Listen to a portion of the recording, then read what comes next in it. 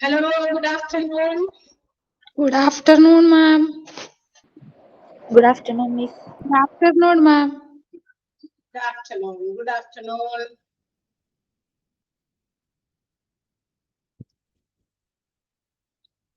ചൂടൊക്കെ എങ്ങനെയുണ്ട്? നല്ല ചൂടുണ്ടോ? നല്ല ചൂടാ മാം. നന്നായിന്നല്ല, കുറച്ച് ഒരുമാതിരി ചൂടായി പോയി അല്ലേ? ഓ, ഫുഡൊക്കെ കഴിച്ചു. പക്ഷെ ഫുഡൊന്നും കഴിക്കാനല്ല ഇപ്പോഴത്തെ ആവശ്യം മുഴുവനും വെള്ളം കുടിക്കുക എന്നുള്ളതാണ് അല്ലേ? ഇതൊന്നും കഴിക്കാനേ തോന്നുന്നില്ല. എന്തെങ്കിലുമൊക്കെ വെള്ളമായിട്ടൊക്കെ കുടിക്കുക. കഴിക്കുന്നതിനേക്കാൾ കൂടുതൽ ഇപ്പൊ സഹിക്കാൻ പറ്റുന്നില്ല. നിങ്ങളുടെയൊക്കെ അവിടെ എനിക്ക് തോന്നുന്നത് എത്ര ഡിഗ്രി ഒക്കെ ഉണ്ടാവും? കൂടുതലാകാൻ സാധ്യത ഉണ്ട് എല്ലായിടത്തും. എത്ര ഡിഗ്രി ഒക്കെ ഉണ്ട്?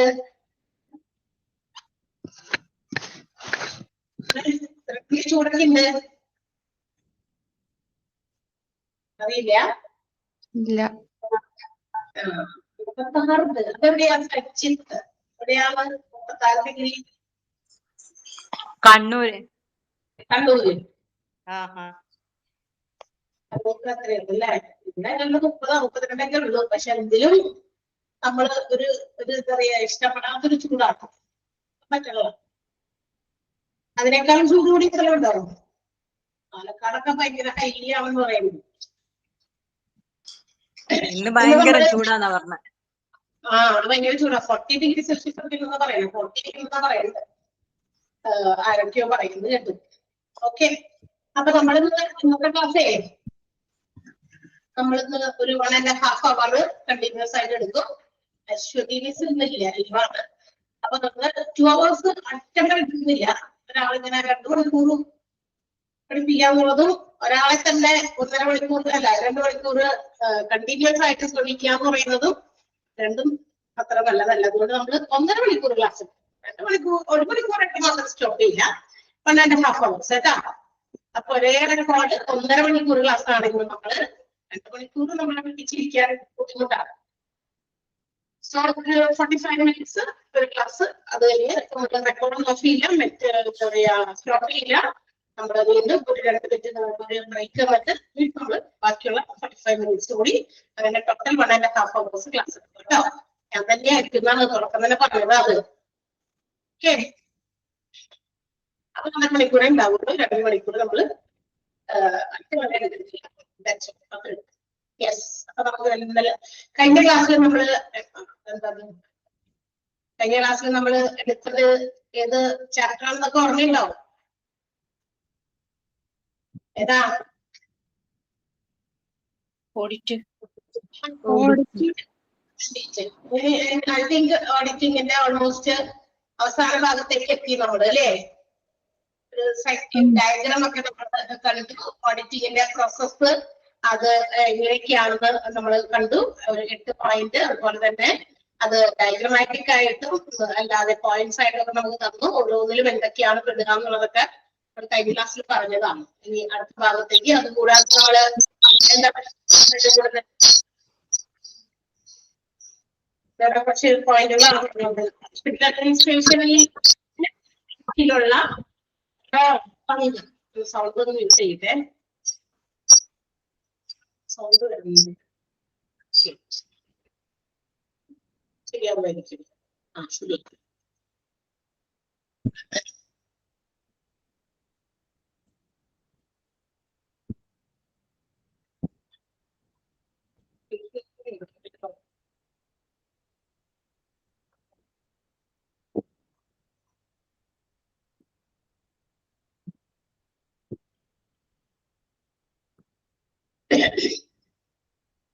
Role of hospital administrator in audit അല്ലെ?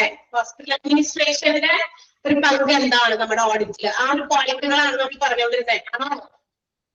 ഓർമ്മയുണ്ടോ? അവിടെ വരെ എത്തിയോ? പറയും എന്നൊക്കെ പറഞ്ഞു കഴിഞ്ഞതാണ് നമ്മള് role of hospital administration in audit. ഇനി ഓഡിറ്റിംഗില് നമ്മുടെ ഹോസ്പിറ്റൽ അഡ്മിനിസ്ട്രേഷന്റെ റോൾ എന്താണ്? 4th പോയിന്റ് വരെ നമ്മള് പറഞ്ഞു കഴിഞ്ഞു അല്ലെ? അതായത് നമ്മള് എന്താ പറയാ, ഈ നമ്മൾ പഠിക്കുന്നത് ഹോസ്പിറ്റൽ അഡ്മിനിസ്ട്രേഷൻ ആണ്. As A hospital administration department, ഒരു ഹോസ്പിറ്റൽ അഡ്മിനിസ്ട്രേഷൻ ഡിപ്പാർട്ട്മെന്റിലെ ഹോസ്പിറ്റൽ അഡ്മിനിസ്ട്രേറ്റർ എന്ന് പറയുന്ന വിഭാഗത്തിൽ ജോലി ചെയ്യുമ്പോൾ ഓഡിറ്റിംഗിൽ നമ്മൾ പങ്കെടുക്കേണ്ടതുണ്ടോ? അങ്ങനെയാണെങ്കിൽ എന്താണ് നമ്മൾ ചെയ്യേണ്ടത്? അപ്പൊ നമ്മളുടെ പങ്ക് എന്താണ് എന്നുള്ളതാണ് ഇവിടെ പറഞ്ഞത്. ഓരോ പോയിന്റ്. ഒന്നാമത്തേത്, ഒരു good working environment have to be facilitated. അവർക്ക് ഓഡിറ്റ് ടീമിന് നല്ലൊരു വർക്കിംഗ് എൻവയോൺമെന്റ് പ്രൊവൈഡ് ചെയ്യുക. അവരുടെ ജോലിക്ക് തടസ്സം നിൽക്കുന്ന എന്തെങ്കിലും കാര്യങ്ങളൊക്കെ ഉണ്ടെങ്കിൽ അതൊക്കെ ക്ലിയർ ചെയ്ത് ഓഡിറ്റിങ്ങിന് ഹെൽപ്ഫുൾ ആകുന്ന രീതിയിലുള്ള ഒരു വർക്കിംഗ് എൻവയോൺമെന്റ് പ്രൊവൈഡ് ചെയ്യുക. ലൈക്ക് ദാറ്റ് കേട്ടോ. ഓഡിറ്റിങ്ങിന് നമ്മൾ പറഞ്ഞു, ഓഡിറ്റിംഗ് എന്ന് പറയുന്നത് ഒരു സിംഗിൾ സ്റ്റെപ്പ് പ്രോസസ് അല്ല. It includes multi step procedures. ഒരുപാട് കാര്യങ്ങൾ അതിനകത്തുണ്ട്. അപ്പൊ ഓരോ സ്റ്റെപ്സിലും ഓരോ സ്റ്റേജസിലും whatever it is needed അല്ലെ, എന്തൊക്കെ കാര്യങ്ങൾ ആവശ്യമുണ്ടോ അതിനൊക്കെ കൃത്യമായിട്ട് അതൊക്കെ ചെയ്തു കൊടുക്കുക. ഹോസ്പിറ്റൽ അഡ്മിനിസ്ട്രേഷൻ എന്ന് പറയുന്നത് ഡിപ്പാർട്ട്മെന്റ് നമുക്കറിയാം managers whole hospital as a എന്താ പറയാ, അതിന്റെ ക്വാളിറ്റി പ്രൊവൈഡ് ചെയ്യുന്ന കസ്റ്റമേഴ്സ്, അതായത് പേഷ്യൻസിന് പ്രൊവൈഡ് ചെയ്യുന്ന കെയറിംഗിന്റെ കാര്യത്തില്, മറ്റ് ഒരു ഹോസ്പിറ്റലിന്റെ functions, operations, financial aspect, human resource വിഭാഗം എല്ലാം കൃത്യമായിട്ട് സ്മൂത്ത് ആയിട്ട് ഫങ്ഷൻ ചെയ്യുന്നുണ്ട് എന്ന് ഉറപ്പുവരുത്തേണ്ട ഒരു വിഭാഗമാണ്. അപ്പൊ അതുപോലെ തന്നെ ഹോസ്പിറ്റലിൽ നടക്കുന്ന ക്വാളിറ്റി ഓഫ് പേഷ്യന്റ് കെയർ എത്രത്തോളം ഉണ്ട് എന്ന് അസസ് ചെയ്യുന്ന ഒരു പ്രൊസീജിയറാണ് ഓഡിറ്റിംഗ്. ഇപ്പൊ ക്ലിനിക്കൽ ഓഡിറ്റ് അതിന് വേണ്ടിയിട്ട്. അപ്പൊ അതിന് ഏതെങ്കിലും രീതിയിൽ സഹായ സൗകര്യങ്ങളൊക്കെ ചെയ്തു കൊടുക്കണമെങ്കിൽ അത് ഹോസ്പിറ്റൽ അഡ്മിനിസ്ട്രേഷൻ പ്രൊവൈഡ് ചെയ്യും. So to provide quality good working conditions, നല്ല രീതിയിലുള്ള വർക്കിംഗ് കണ്ടീഷൻസ്, വർക്കിംഗ് എൻവയോൺമെന്റ് ഓഡിറ്റിന് വേണ്ടി ചെയ്തു കൊടുക്കുക. Second one, to provide facilities, resources and also smooth supply. അതായത് ഓഡിറ്റിങ്ങിന് വേണ്ടിയിട്ടുള്ള സൗകര്യങ്ങൾ ഒരുക്കി കൊടുക്കുക, അതിന് വേണ്ടിയിട്ടുള്ള റിസോഴ്സസ് അത് സ്മൂത്ത്ലി അവൈലബിൾ ആകണം. എപ്പോഴും കിട്ടിയാൽ പോരാ. ഓഡിറ്റിങ്ങിന് എന്തൊക്കെ resources have to be provided, അതൊക്കെ എന്തൊക്കെയാണ് കൊടുക്കേണ്ടത്, അത് have to be given at time, സമയത്തിന് കൊടുക്കുക, സ്മൂത്ത് ആയിട്ട് അത് പ്രൊവൈഡ് ചെയ്യുക. അത് നമ്മൾ വേണ്ടി. രണ്ടാമത്തേത്. മൂന്നാമത്തേത്, to motivate to enable the medical care providers to work enthusiastically. Medical care team മൊത്തത്തില് വളരെ എന്താ പറയാ ഹെൽപ്ഫുൾ ആകുന്ന രീതിയിൽ മോർ enthusiastically എന്ന് വെച്ചിട്ടുണ്ടെങ്കിൽ എന്ത് കാര്യവും ചടപടയെന്ന് വളരെ സന്തോഷത്തോടെ അത് ചെയ്ത് കൊടുക്കാൻ ടീം മൊത്തം അതിന് വേണ്ടി പ്രവർത്തിക്കുന്നു. ഏതെങ്കിലും ഒരു വിഭാഗമൊക്കെ നന്നായി പ്രവർത്തിക്കുന്നു, ചില ആളുകള് if they are not cooperating, അവർ സഹകരിക്കുന്നില്ല, ചില ഡിപ്പാർട്ട്മെന്റ് സഹകരിക്കുന്നില്ല, അവര് വേണ്ട ആവശ്യപ്പെട്ട റെക്കോർഡ്സ് ഒക്കെ പരിശോധിക്കുന്ന സമയത്ത് അത് പരിശോധിക്കാനായിട്ട് ആവശ്യമായ റെക്കോർഡ്സ് പ്രൊവൈഡ് ചെയ്യുന്നില്ല. അങ്ങനെയൊക്കെ വരുമ്പോൾ ഈ ഓഡിറ്റിങ്ങിനെ അത് എന്താ പറയാ നെഗറ്റീവായിട്ട് ബാധിക്കാം. അത് ഓഡിറ്റിംഗ് പ്രോസസ്സിനെ ഹിൻഡർ ചെയ്യാം, അതിനെ തടസ്സം ചെയ്യാം. അപ്പൊ അതൊന്നും ഇല്ലാതെ എല്ലാവരും ടീം മൊത്തത്തില് ആക്റ്റീവ് വർക്ക് enthusiastic. നമ്മൾ എന്തെങ്കിലും ഒരു കാര്യം ഒരു ലക്ഷ്യത്തിന് വേണ്ടി ചെയ്യുമ്പോൾ അത് നമ്മൾ സന്തോഷത്തോടെ അല്ലെ വളരെ സാറ്റിസ്ഫൈഡ് ആയിട്ട് ചെയ്യണം. ആരുടെയെങ്കിലും എന്താ പറയാ ഫോഴ്സ്ഫുള്ളി ആരെങ്കിലും ചെയ്യിപ്പിക്കുന്നതും നമ്മൾ സ്വന്തം ഇഷ്ടത്തോടെ സന്തോഷത്തോടെ ഇഷ്ടപ്പെട്ട് ചെയ്യുന്നതും തമ്മിൽ ഒത്തിരി വ്യത്യാസമുണ്ട് അല്ലെ. നമ്മൾ കഷ്ടപ്പെട്ട് ആരെങ്കിലും ഫോഴ്സ്ഫുള്ളി നമ്മളെ ചെയ്യിപ്പിക്കുമ്പോൾ അതിന്റെ റിസൾട്ട് അത്രയ്ക്ക് ഭംഗി ഉണ്ടാവില്ല. അതേസമയം നമ്മൾ വളരെ സന്തോഷത്തോടെ ആരും നമ്മളെ ഫോഴ്സ് ചെയ്യാതെ അല്ലെ നമ്മളുടെ ഒരു സംതൃപ്തിയോടുകൂടി നമ്മളത് ചെയ്യുമ്പോൾ അതിന്റെ റിസൾട്ട് നല്ല പക്ക എന്താ പറയാ അക്യുറേറ്റ് ആയിരിക്കും. അപ്പൊ അതുകൊണ്ട് അവരെ ടീമിനെ മൊത്തം അതിന് വേണ്ടിയിട്ട് മോട്ടിവേറ്റ് ചെയ്യാം, ടു വർക്ക് ഇൻതൂസിയാസ്റ്റിക്കലി, നന്നായി സന്തോഷത്തോടെ ജോലി ചെയ്യാൻ ടീമിനെ മൊത്തം പ്രേരിപ്പിക്കുക. അതും ഒരു ഹോസ്പിറ്റൽ അഡ്മിനിസ്ട്രേഷൻ വിഭാഗമാണ് ചെയ്യേണ്ടത്. To attend patient complaint grievances and to provide it to the grievance redressal committee. ഏതൊരു ബിസിനസ് ഓർഗനൈസേഷൻ, ഹോസ്പിറ്റൽസിൽ മാത്രമല്ല, ഇപ്പൊ ഒരു 10-20 വർക്കേഴ്സ്, ജോലിക്കാരിലധികമൊക്കെ അല്ലെങ്കിൽ അത്രയെങ്കിലുമൊക്കെ ജോലിക്കാർ ജോലി ചെയ്യുന്ന ഏത് ബിസിനസ് സ്ഥാപനത്തിലും ഉണ്ടായിരിക്കേണ്ട ഒരു കാര്യമാണ് ഗ്രീവാൻസ് റിഡ്രസൽ കമ്മിറ്റി. ഗ്രീവാൻസ് എന്താണെന്നറിയാലോ, പേഷ്യൻസ് നമ്മുടെ എന്താ പറയാ ജോലിക്കാർക്ക് ഉണ്ടാകുന്ന കംപ്ലൈന്റുകൾ, അവരുടെ ഡിസാറ്റിസ്ഫാക്ഷൻ, അവരുടെ തൃപ്തിക്കുറവുകൾ, എന്തെങ്കിലും അവരുടെ വർക്കിംഗ് കണ്ടീഷൻസുമായിട്ട് ബന്ധപ്പെട്ടോ, അവരുടെ വേജസുമായിട്ട് ബന്ധപ്പെട്ടോ, അല്ലെങ്കിൽ എംപ്ലോയീസിന്റെ കോർഡിനേഷനുമായിട്ട് ബന്ധപ്പെട്ടോ, എംപ്ലോയർ റിലേഷൻഷിപ്പുമായിട്ട് ബന്ധപ്പെട്ടോ, മാനേജിങ് ഫാക്ടേഴ്സുമായിട്ട് ബന്ധപ്പെട്ടോ ഒത്തിരി കാര്യങ്ങളിൽ എംപ്ലോയീസ് ഉണ്ടാകാം, എന്താ പറയുക താല്പര്യം കുറവുണ്ടാകാം. അപ്പൊ അങ്ങനെയുള്ള കാര്യങ്ങളും കണ്ടുപിടിക്കുക. അത് കണ്ടുപിടിച്ച് അത് എത്രയും പെട്ടെന്ന് നീക്കം ചെയ്യുക. ഒരു വെറുപ്പും വിദ്വേഷവും അല്ലെങ്കിൽ മനസ്സിൽ അയ്യോ നമ്മളത് ഇങ്ങനെ ചോദിച്ചിട്ട് മാനേജ്മെന്റ് അതിനെ എന്തുകൊണ്ട് റെസ്പോണ്ട് ചെയ്തില്ല, ആ ഒരു ചിന്തയൊക്കെ മനസ്സിൽ ഇങ്ങനെ കടന്നു കഴിഞ്ഞാലേ ആക്റ്റീവായിട്ട് സന്തോഷത്തോടെ ജോലി ചെയ്യാൻ ജോലിക്കാർക്ക് പറ്റില്ല, അല്ലെ? നമ്മള് എന്താ പറയാ ഒരു ബിസിനസ് ഓർഗനൈസേഷനിൽ കുറെ എംപ്ലോയീസ് ജോലി ചെയ്യുന്നു, അവരുടേതായ ചെറുതും വലുതുമായ ചില ആവശ്യങ്ങളും അവകാശങ്ങളും ഉണ്ടായിരിക്കും. So they will raise as complaints. അതങ്ങനെ അവര് ചില പരാതികളായിട്ട് ഇങ്ങനെ ഉന്നയിക്കും, അല്ലെ? അപ്പൊ ആ പരാതികൾ അത് പറ്റുന്ന രീതിയിൽ അതിനെയൊക്കെ നമുക്ക് എങ്ങനെ ഇല്ലാതാക്കാൻ പറ്റുന്ന മാനേജ്മെന്റ് കൂടി ആലോചിച്ച് അതിനെയൊക്കെ നമ്മൾ സോൾവ് ചെയ്യണം. അപ്പൊ അത്തരം പ്രശ്നങ്ങളൊക്കെ ഉണ്ടെന്ന് കണ്ടെത്തുന്ന കമ്മിറ്റിയാണ് കേട്ടോ ഗ്രീവൻസ് റിഡ്രസൽ കമ്മിറ്റി. അപ്പൊ അതൊക്കെ കണ്ടെത്തി അത്തരം പരാതികളും പരിഭവങ്ങളും ഒക്കെ ഇല്ലാതാക്കിയാൽ ഇറ്റ് വിൽ ഫങ്ഷൻ സ്മൂത്ത്ലി. അവിടെയുള്ള എല്ലാ കാര്യങ്ങളും വളരെ സ്മൂത്ത് ആയിട്ട് നടന്നു പോകും. അതല്ലെങ്കിൽ ആളുകളുടെ എന്താ പറയാ എംപ്ലോയീസ് അവരുടെ മനസ്സിലേക്ക് ഇങ്ങനെ വെറുപ്പൊക്കെ ഇങ്ങനെ കൊണ്ടുവന്ന് അതൊക്കെ അവരുടെ ജോലിയിൽ റിഫ്ലക്ട് ചെയ്ത് ജോലിയൊന്നും മര്യാദയ്ക്ക് ചെയ്യുന്നില്ല, എപ്പോഴും ലീവ് എടുക്കലും അല്ലെങ്കിൽ എന്താ പറയാ പകുതിക്കിടുക, ജോലി സന്തോഷത്തോടെ ചെയ്യില്ല, ഔട്ട്പുട്ട് നല്ലൊരു ഔട്ട്പുട്ട് കിട്ടണം എന്നുള്ള വിചാരത്തിലൊന്നും ചെയ്യുക, അങ്ങനെയൊക്കെയാണ്, അല്ലെ? തോന്നിയല്ല ജോലി വെറുതെ കറുത്ത് കഴിക്കുന്ന രീതി, അതാണ് ഇതിന് കറക്റ്റ് ആയിട്ട് പറയാൻ പറ്റുന്ന ഒരു ഒരു കറുത്ത് കഴിക്കുന്ന രീതിയിൽ അവർ ചെയ്ത് വൈകുന്നേരം ആകുമ്പോ ആ സമയം തീർച്ചയായിട്ടും പോകുക, അങ്ങനെയാകും. പക്ഷെ അങ്ങനെയല്ല, നമ്മളിപ്പോ when we are working in an organization we have to do our work enthusiastically, അല്ലെ? willfully, satisfactorily, വളരെ സന്തോഷത്തോടെ നമുക്ക് ജോലി ചെയ്യണം. അതിന് ഹെൽപ്പ് ചെയ്യുന്ന ഒരു കാര്യമാണ് ഒരു ഗുഡ് എംപ്ലോയർ-എംപ്ലോയി റിലേഷൻഷിപ്പ്, ഒരു ഗുഡ് എംപ്ലോയി മാനേജ്മെന്റ് റിലേഷൻഷിപ്പ്, ഒരു സ്മൂത്ത് എന്താ പറയാ നല്ല രീതിയിലുള്ള ഒരു ഗുഡ് റിലേഷൻ ആണ് ഇതിനകത്തിൽ വേണ്ടത്. അപ്പൊ അതിന് എന്തെങ്കിലും തടസ്സം നിൽക്കുന്ന പരാതികളൊക്കെ ഉണ്ടെങ്കിൽ ഗ്രീവൻസ് റിഡ്രസൽ കമ്മിറ്റി ഇടപെട്ട് അത്തരം കംപ്ലൈന്റുകളൊക്കെ ഉണ്ടെങ്കിൽ ഇവരുമായി ബന്ധപ്പെട്ട് ഹോസ്പിറ്റൽ അഡ്മിനിസ്ട്രേഷൻ ആണ് അവരെയൊക്കെ യോജിപ്പിച്ച് ഗ്രീവൻസ് റിഡ്രസൽ കമ്മിറ്റിയിൽ ഈ കംപ്ലൈന്റുകളൊക്കെ കൊടുത്ത് അതിന്റെ പരിഹാരം കണ്ടുപിടിക്കുന്നത്. അപ്പൊ അതുകൊണ്ട് ആ ഒരു പ്രോബ്ലം നമ്മുടെ ഹോസ്പിറ്റൽ അഡ്മിനിസ്ട്രേഷൻ വിഭാഗത്തിന് ഓഡിറ്റ് ചെയ്യുന്നുണ്ട്. ഓക്കെ, 4 പോയിന്റ്സ് ആണ് നമ്മൾ പറഞ്ഞത്. 5th point, to edit and monitor media coverage, press notes, etc. അതായത് നമ്മളുടെ ഹോസ്പിറ്റൽസിൽ എന്താ പറയാ മീഡിയാസുമായിട്ട് ബന്ധപ്പെട്ട് ചില കാര്യങ്ങളിലൊക്കെ പ്രസ് മീറ്റിങ്ങുകളോ അല്ലെങ്കിൽ അങ്ങനെയുള്ള കാര്യങ്ങളൊക്കെ നടക്കും. ഇപ്പൊ ഹോസ്പിറ്റൽസുമായിട്ട് എന്തെങ്കിലും കാര്യങ്ങളൊക്കെ ചോദിച്ചറിയാനൊക്കെ മീഡിയാസ് ബന്ധപ്പെടും.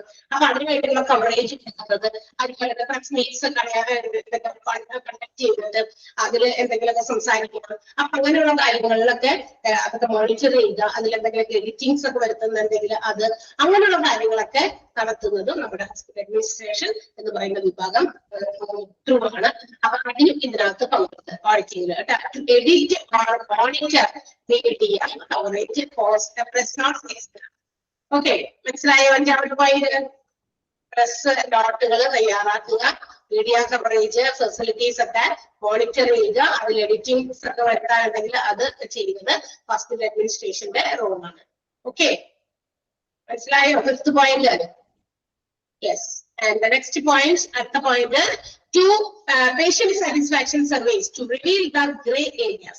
എന്താണ് പേഷ്യന്റ് സാറ്റിസ്ഫാക്ഷൻ സർവേകൾ നടത്തുക? സർവേ പറഞ്ഞ എന്താ? പേഷ്യൻസിന് ഏതെങ്കിലും ഇപ്പൊ ഒരു ഹോസ്പിറ്റലിൽ ഇടയ്ക്കിടയ്ക്ക് ഉണ്ടാകുന്ന ഓഡിറ്റിങ്ങിന്റെ ഭാഗമായിട്ടും ഓഡിറ്റിങ്ങിന് വേണ്ടിയിട്ടും പേഷ്യന്റ് സർവീസ് ഒക്കെ കണ്ടക്ട് ചെയ്യാറുണ്ട്. അപ്പൊ അത് കണ്ടക്ട് ചെയ്യുന്നതോടൊപ്പം തന്നെ ആ പേഷ്യൻസിന് if there are some gray areas, എന്താ ഈ ഗ്രേ ഏരിയാസ് എന്ന് പറയുന്നത്? എന്ന് വെച്ചാൽ അൺക്ലിയർ ഏരിയാസ്. എന്ന് വെച്ചാൽ ഇപ്പോ ഏതെങ്കിലും എങ്ങനെയൊക്കെയാണ് ചില പ്രശ്നങ്ങൾ വരുമ്പോൾ അതിനെ how to deal it with, അതിനെ എങ്ങനെ കൈകാര്യം ചെയ്യണം, ആ ഒരു പർട്ടിക്കുലർ സിറ്റുവേഷൻ നമ്മൾ എങ്ങനെ ഹാൻഡിൽ ചെയ്യും, അങ്ങനെയുള്ള കാര്യങ്ങളൊക്കെ ഉണ്ട്. അപ്പൊ ഒരു ചില എന്താ പറയാ അങ്ങനെയുള്ള കൺഫ്യൂഷൻസ് ഒക്കെ വരുന്ന സമയത്ത് പേഷ്യന്റ് സർവേസ് ഒക്കെ നടത്തി അവരുടെ സാറ്റിസ്ഫാക്ഷൻ ഒക്കെ ഉറപ്പുവരുത്തിയതിനു ശേഷമാണ് നമുക്ക് ബാക്കി കാര്യങ്ങളിലേക്ക് പോകാൻ പറ്റുള്ളൂ. അപ്പൊ പേഷ്യന്റ് സർവേസ് കണ്ടക്ട് ചെയ്യുക, അങ്ങനെയുള്ള ചില ഇത്തരം ക്ലിയർ ഏരിയാസിലൊക്കെ വരുന്ന ചില ഡൗട്ടുകൾ കൺഫ്യൂഷൻസ് ഒക്കെ നമുക്ക് റിമൂവ് ചെയ്യാൻ പറ്റും. മനസ്സിലായോ? അത് ഹോസ്പിറ്റൽ അഡ്മിനിസ്ട്രേഷൻ ആണ് ചെയ്യുന്നത്. Patient satisfaction surveys to reveal the grey areas. Grey area means unclear areas, doubtful areas, അല്ലെ, ചില കൺഫ്യൂഷണൽ ഏരിയാസ്, ചില ഡിപ്പാർട്ട്മെന്റിലായിരിക്കാം ചില പ്രത്യേക വിഭാഗത്തിന് ചില കാര്യങ്ങളെ കുറിച്ച് ഡൗട്ട് ഉണ്ട്, അതെങ്ങനെയാണ് അത് ക്ലിയർ ഔട്ട് ചെയ്യേണ്ടത് എന്നുള്ള സംശയവും ആശയക്കുഴപ്പമൊക്കെ നിലനിൽക്കുമ്പോൾ അങ്ങനെ patient service satisfaction service conduct ചെയ്യുക. ക്ലിയർ ആയോ? പോയിന്റ് മനസ്സിലായോ?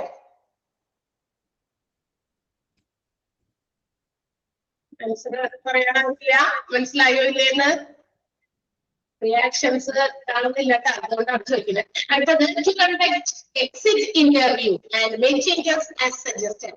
ഇത് എക്സിറ്റ് ചെയ്യുന്ന സമയത്ത് എന്ന് വെച്ചാൽ when the employees leave the hospital, അവിടെയുള്ള പേഷ്യൻസ് ആയിക്കോട്ടെ, പേഷ്യൻസ് പോകുമ്പോൾ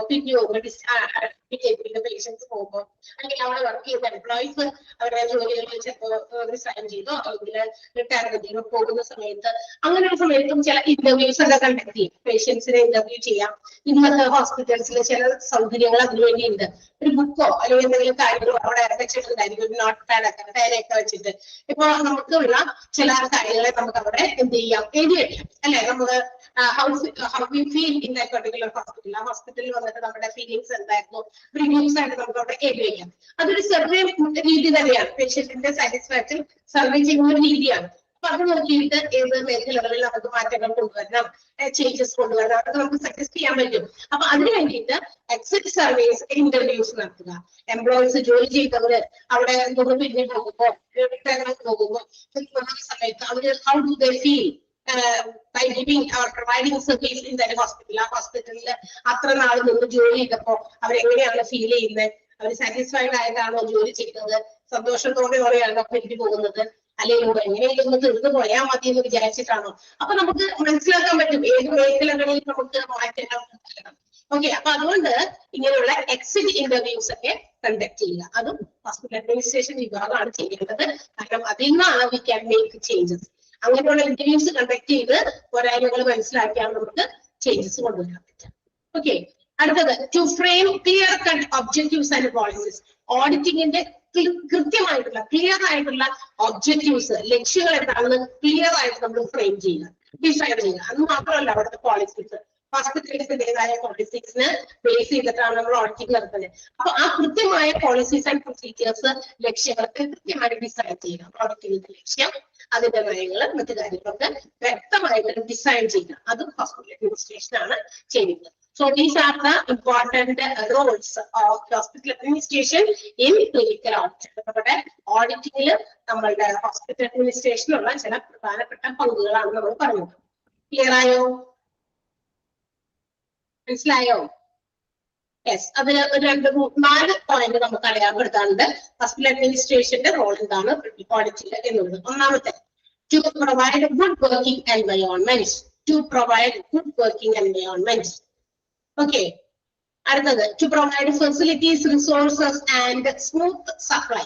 റിസോഴ്സസും ഫെസിലിറ്റീസും ഒക്കെ സമയത്തിന് കൊടുക്കുക, സ്മൂത്ത് ആയിട്ട് സപ്ലൈ ചെയ്യുക. Okay, then to motivate and enable medical care providers to work enthusiastically. മൂന്നാമത്തെ പോയിന്റ് തന്നെയാണ്, അതും അടയാളപ്പെടുത്തുക. 1, 2, 3 അടയാളപ്പെടുത്തി. അടുത്തത് patient surveys, patient satisfaction surveys to reveal the grey areas. അത് 4ാമത്തെ പോയിന്റും 4ാമത്തെ പോയിന്റ് ആയിട്ട് നമ്മൾ അടയാളപ്പെടുത്തേണ്ടത്, അണ്ടർലൈൻ ചെയ്യേണ്ടത് 6ാമത്തെ ആയിട്ട്. അപ്പൊ 1, 2, 3 പിന്നെ 6. അത്രയും പോയിന്റ്സ് മാത്രം ടിക്ക് ചെയ്താൽ മതി. അണ്ടർലൈൻ ചെയ്യോ ടിക്ക് ചെയ്യുന്നത് വേണമെങ്കിൽ ചെയ്യാം.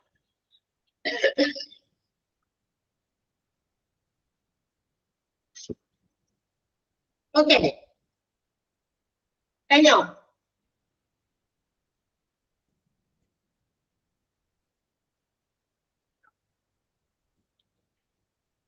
ഓക്കെ. നെക്സ്റ്റ് അഡ്വാൻറ്റേജസ് ആണ് ക്ലിനിക്കൽ ഓഡിറ്റിന്റെ അഡ്വാൻറ്റേജസ്. എന്തൊക്കെ എന്താ പറയാ ഗുണങ്ങൾ, അനുകൂലമായിട്ടുള്ള ഗുണങ്ങൾ എന്തൊക്കെയാണ് ഓഡിറ്റിംഗ് കൊണ്ട്? ഒന്ന്, ഒരു എഡ്യൂക്കേഷണൽ ആക്ടിവിറ്റിയാണ്. കുറെ കാര്യങ്ങൾ നമുക്ക് പഠിക്കാൻ പറ്റും ഈ ഓഡിറ്റിംഗിലൂടെ അല്ലെ.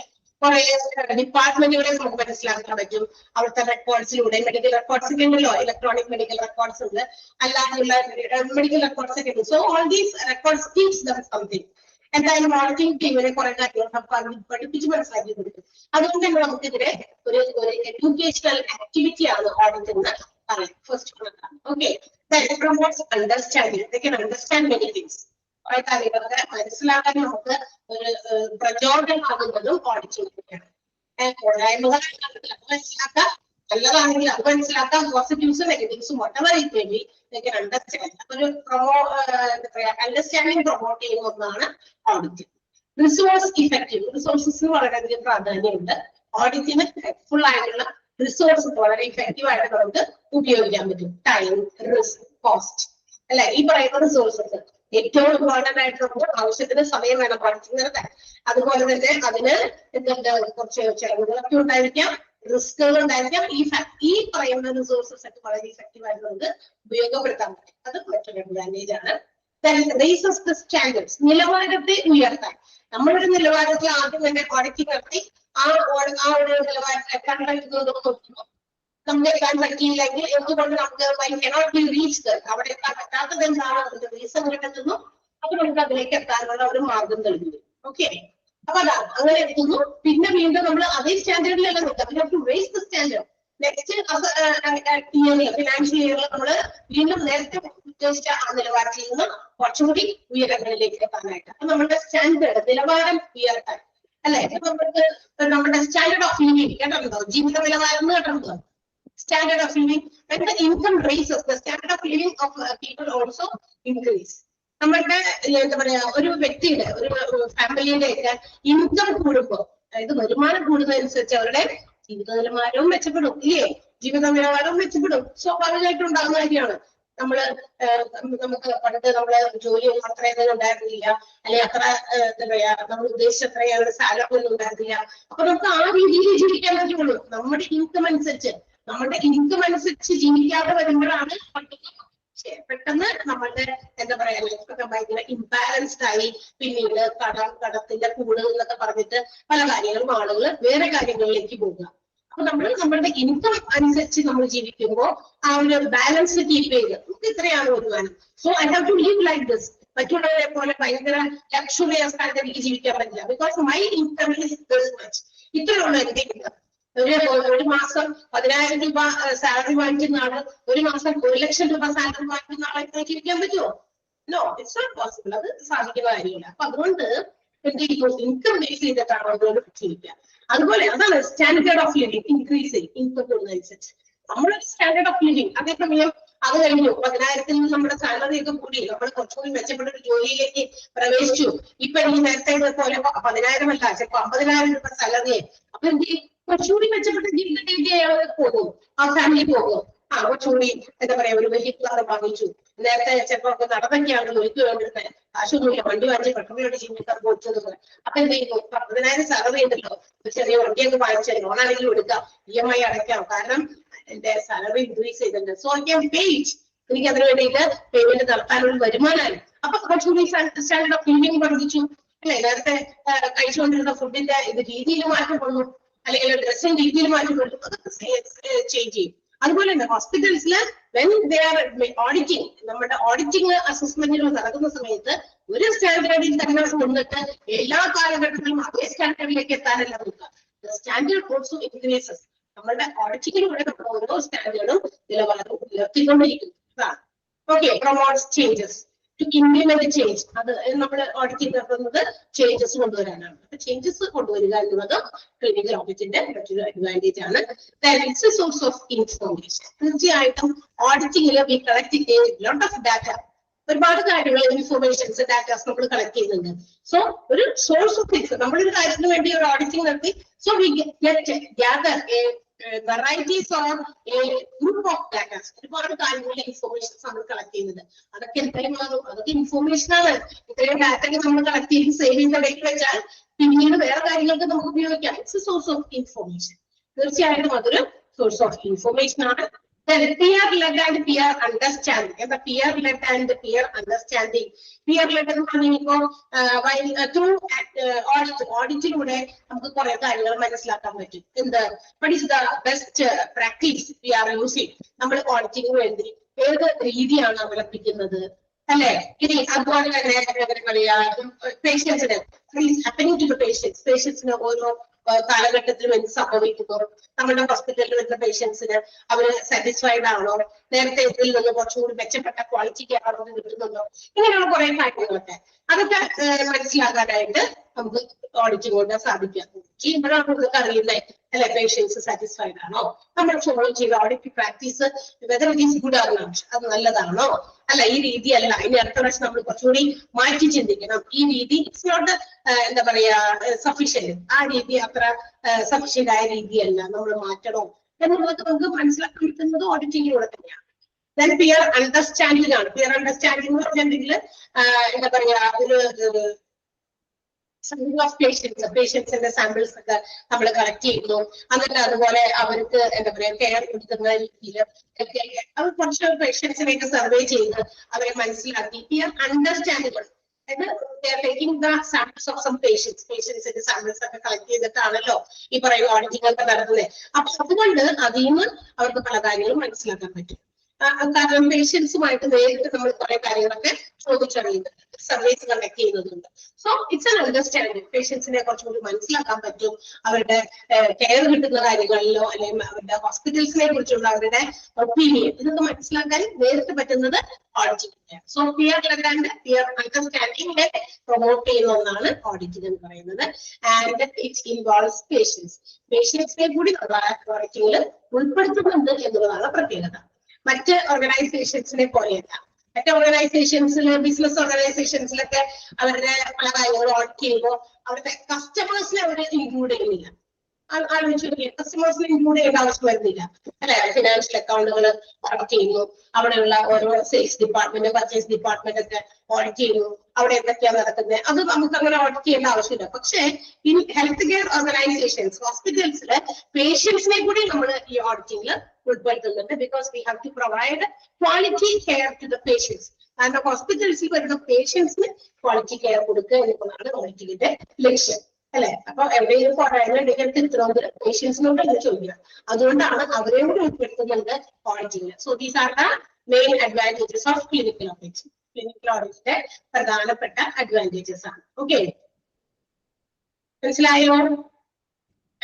അഡ്വാൻറ്റേജസിൽ നേരത്തെ പറഞ്ഞതുപോലെ തന്നെ 4 ഓഡിറ്റ് ചെയ്യണം. എഡ്യൂക്കേഷണൽ ആക്ടിവിറ്റി ആണ്, അണ്ടർസ്റ്റാൻഡിങ്ങിനെ പ്രൊമോട്ട് ചെയ്യുന്നു, പിന്നെ വരുന്നത് 3ാമത്തെ പോയിന്റ് ആണ്, അല്ല 4ാമത്തെ പോയിന്റ് ആണ് റേസ് ഓഫ് സ്റ്റാൻഡേർഡ് ഉയർത്തുന്നു.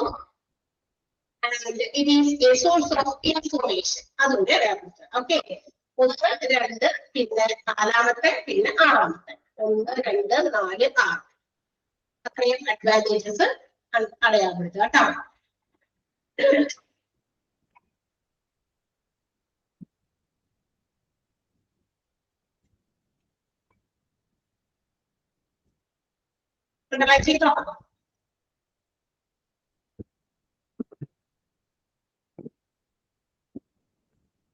Yes, and the next one programs in clinical audit or medical audit.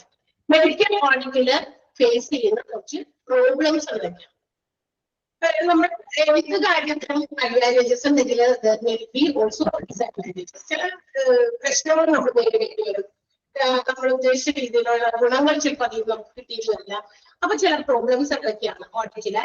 ഒന്നാമത്തേത്, it's first and the most important problem of A medical audit is lack of organised medical record. നല്ല രീതിയിൽ organise ചെയ്ത arrange ചെയ്ത ഒരു medical record ലഭ്യമാകുന്നില്ല എന്നുള്ളതാണ് ആദ്യത്തെ പ്രശ്നം. മനസ്സിലായി? അപ്പൊ ഓഡിറ്റിങ്ങിന് നമുക്ക് എന്തായാലും മെഡിക്കൽ റെക്കോർഡ്സ് ഒക്കെ പ്രിപ്പയർ ചെയ്യും. സോ ബട്ട് ഇൻ സംടൈംസ് അല്ലെങ്കിൽ ചില കേസസിൽ ഹോസ്പിറ്റൽസിൽ ഇങ്ങനെ കറക്റ്റ് ആയിട്ട് ഓർഗനൈസ് ചെയ്ത അറേഞ്ച് ചെയ്ത മെഡിക്കൽ റെക്കോർഡ്സ് കിട്ടാറില്ല.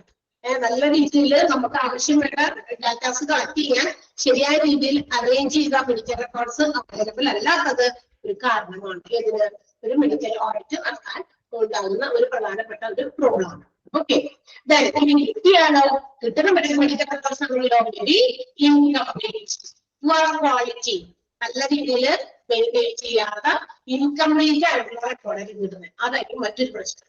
മനസ്സിലായി? അപ്പൊ ഓഡിറ്റിംഗ് നടത്താൻ തടസ്സം നൽകുന്ന ചില കാര്യമാണ് നല്ല രീതിയിലുള്ള ഓഡിറ്റ് റിസൾട്ട് നമുക്ക് ഉണ്ടാക്കാൻ പറ്റാത്തതിന്റെ കാരണങ്ങളാണ് ഓർഗനൈസ്ഡ് ആയിട്ടുള്ള ഒരു മെഡിക്കൽ റെക്കോർഡ് ഇല്ലാത്തത്. ഈ മെഡിക്കൽ റെക്കോർഡ് അവൈലബിൾ ആണെങ്കിൽ തന്നെ maybe poor quality records. Poor quality maintain, നല്ല ക്വാളിറ്റി ഒന്നും മെയിൻറ്റെയിൻ ചെയ്യാതെ വളരെ എന്താ പറയാ മോശമായിട്ട് ഇൻകംപ്ലീറ്റ് ആയിട്ട് വെച്ചിരിക്കുന്ന റെക്കോർഡ് കംപ്ലീറ്റ് ആവില്ല. അത് തന്നെ മറ്റൊരു കാര്യം. Then fear of action and lack of motivation of medical staff. Medical സ്റ്റാഫിന് ആവശ്യത്തിന് മോട്ടിവേഷൻ ഇല്ല എന്ന് വെച്ചാൽ ഈ ഓഡിറ്റിംഗ് ഒക്കെ നടത്തിയാലാണ് we can make improvements in our hospitals ഒരുപാട് ഡെവലപ്മെന്റുകൾ കൊണ്ടുവരാൻ പറ്റുള്ളൂ എന്നുള്ള ചിന്തയുടെ വേണം എല്ലാ സ്റ്റാഫിനും ഒരുപോലെ വേണം. പക്ഷെ ഇങ്ങനൊരു മോട്ടിവേഷൻ ഇല്ല നമ്മുടെ മെഡിക്കൽ സ്റ്റാഫിന്. അത് പിന്നെ എന്താ പറയാ ഇനി എന്താ പറയാ ഈ എന്തെങ്കിലുമൊക്കെ ഓഡിറ്റിംഗ് ഒക്കെ നടത്തി നമ്മൾ ചില ഡിപ്പാർട്ട്മെന്റുകളൊക്കെ ഭയങ്കര ഡൗണായിട്ട് കിടക്കുന്നു.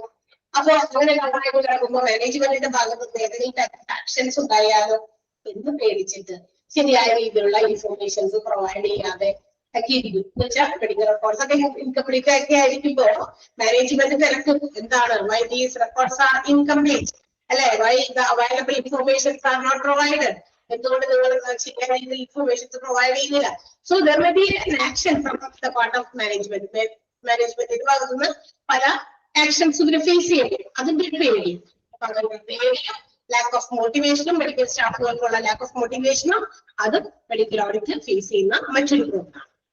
Then ignorance of value of medical audit by hospital. Medical ഓഡിറ്റിന്റെ പ്രാധാന്യം, അതിന്റെ മൂല്യം എത്രയാണെന്ന് ശരിയായ രീതിയിൽ ഹോസ്പിറ്റൽസ് മനസ്സിലാക്കുന്നില്ല. അത് മറ്റൊരു കാരണം. ഇഗ്നോർ ചെയ്യണം, ആവശ്യമില്ല, അതങ്ങോട്ട് വെറുതെ ലാബിന്റെ ആവശ്യത്തിന് വേണ്ടിയിട്ട് അത് നടക്കുക, അതൊരു പ്രൊസീജിയർ മാത്രമായിട്ട് ഒതുങ്ങിച്ചേരിയ കാര്യമില്ല. Auditing when it is completed we have to implement the changes. തീർച്ചയായും മാറ്റങ്ങൾ കൊണ്ടുവരണം, മാറ്റങ്ങൾ ഡെവലപ്പ് ചെയ്യണം, അതിടയ്ക്ക് മോണിറ്റർ ചെയ്തുകൊണ്ടിരിക്കണം, റീ ഓഡിറ്റിംഗ് നടത്തിക്കൊണ്ടിരിക്കണം. അങ്ങനെ ഒരുപാട് ചടങ്ങുകൾ പിന്നീടുണ്ടല്ലോ. അതുകൊണ്ട് തന്നെ ആ ഒരു വിഭാഗത്തെ അങ്ങോട്ട് തടഞ്ഞിട്ടിരിക്കുകയാണ് ഹോസ്പിറ്റൽസ്. പേഷ്യൻസിന്റെ കയ്യിൽ നിന്ന് നമ്മൾ കുത്തിപ്പിടിച്ച് കാശ് വാങ്ങിക്കുക അല്ലെ, രോഗത്തിന് ചികിത്സിച്ചു വിടുക. അവരുടെ സാറ്റിസ്ഫാക്ഷൻ, അതിന്റെ ക്വാളിറ്റി, അതിനെയൊന്നും നമ്മൾ ഇവിടെ വിലയിരുത്തിയിട്ട് കാര്യമില്ല. കാരണം അത് വിലയിരുത്താൻ പോയാൽ ഒരുപാട് ഇൻവെസ്റ്റ്മെന്റ് നമ്മൾ അതിനു വേണ്ടി മുടക്കേണ്ടി വരും അല്ലെ, ഒരുപാട് കാര്യങ്ങളൊക്കെ തിരിക്കുന്നത്. അപ്പൊ അത് നോക്കിയാലല്ലേ പ്രശ്നമുള്ളൂ, നോക്കാതിരുന്ന കുഴപ്പമില്ലല്ലോ എന്ന് മൈൻഡാവും ഹോസ്പിറ്റൽസിന്. അപ്പൊ അതുകൊണ്ട് ignorance of values medical audit, medical ഓഡിറ്റിന്റെ വാല്യൂ, മൂല്യം എത്രത്തോളം ഉണ്ടെന്ന് പരിഗണിക്കുന്നില്ല, അവഗണിക്കുന്നു എന്നുണ്ട്. Okay. Then suppression of facts, wrong report. ശരിയായ വസ്തുതകളെതിരെ സപ്രസ് ചെയ്യും. അടിച്ചവരുടെ വസ്തുതകളൊന്നും വിളിച്ചത് കൊണ്ടില്ല. അതുപോലെ തെറ്റാണ് റിപ്പോർട്ടിങ്. ഓഡിറ്റിങ്ങിലൂടെ ഓഡിറ്റിംഗ് നടത്തും. ഈ ഓഡിറ്റിംഗിലും പല വെട്ടിപ്പുകളൊക്കെ നമുക്കറിയാം അല്ലെ, സ്വാധീനം കൊണ്ട് ഫിനാൻഷ്യൽ ആയിട്ടുള്ള സ്വാധീനം, ഇൻഷുറൻസ് ഒക്കെ നടത്തി ചില ആൾക്കാർ ബിസിനസ് ഓർഗനൈസേഷൻസിന്റെ ഓഡിറ്റിംഗ് ഒക്കെ ബുക്കൊക്കെ, അക്കൗണ്ട് ബുക്കൊക്കെ ചെക്ക് ചെയ്യുമ്പോഴേ ഇപ്പോ ഈ ടാക്സിനെ കണ്ടുപിടിക്കാൻ വേണ്ടി ചില പരിപാടികളൊക്കെ നടത്തുമല്ലോ.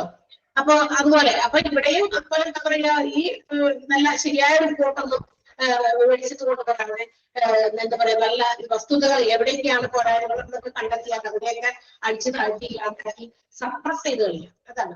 അപ്പൊ അങ്ങനെയുള്ള കാര്യങ്ങളൊക്കെ മെഡിക്കൽ ഓഡിറ്റിന് തടസ്സം നൽകുന്ന ചില കാര്യങ്ങൾ. So these are the important problems faced by medical audit. Lack of organized medical record, incomplete or poor quality maintenance of medical records, fear of action and lack of motivation of medical staff, ignorance of value of medical audit, and suppression of facts and wrong reporting. There are your problems which point എന്തായാലും underline ചെയ്തില്ല. അതാണ് 5 important ആണ്. Programs in medical audit 5 പോയിന്റും തിരിക്കും.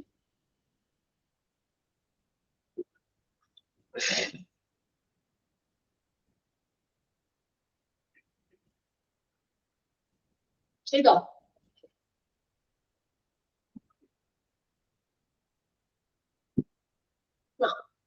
Yes.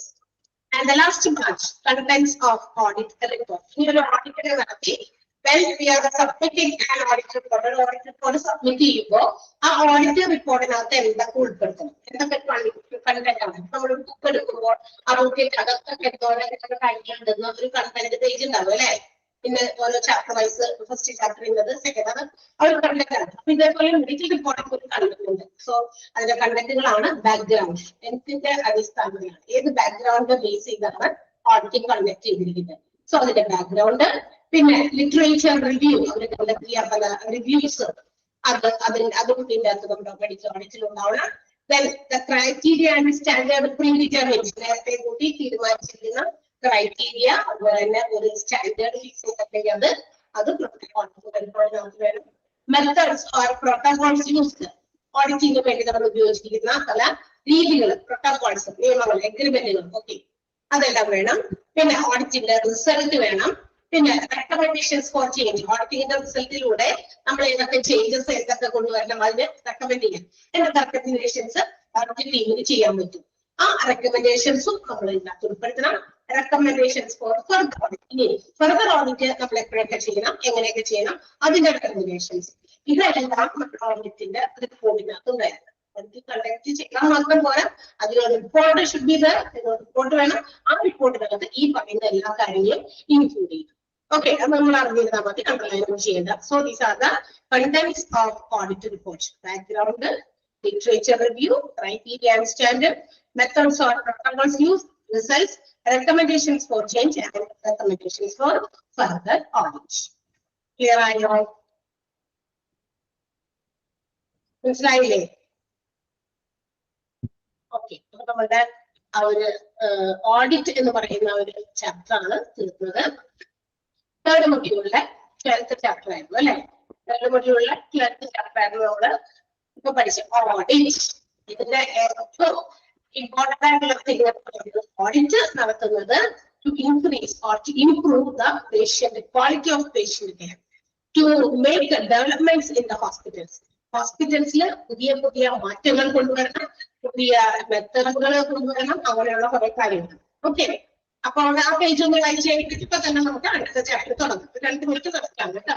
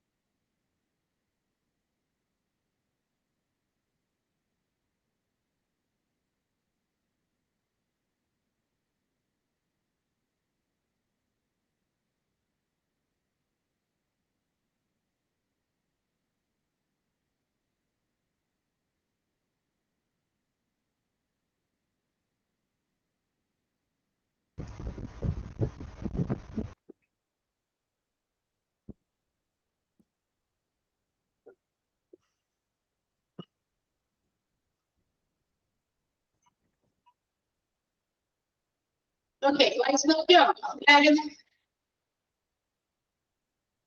കുഴപ്പമില്ലല്ലോ. Auditing എന്ന് പറയുന്ന chapter കുറച്ച് നമുക്ക് മനസ്സിലാവും. പക്ഷെ എന്നാലും നമ്മള് സാധാരണ നമ്മൾ സെക്കൻഡ് മൊഡ്യൂളിലും ഫസ്റ്റ് മൊഡ്യൂളിലൊക്കെ പഠിച്ചാൽ അത്രയും ഈസി ആയിട്ടുള്ളതല്ലാതെ നമുക്കറിയാം തേർഡ് ഫോർത്ത് മൊഡ്യൂൾ അല്ലെ. അതിൻ്റെതായ പോയിന്റുകളുണ്ട് അതിന്.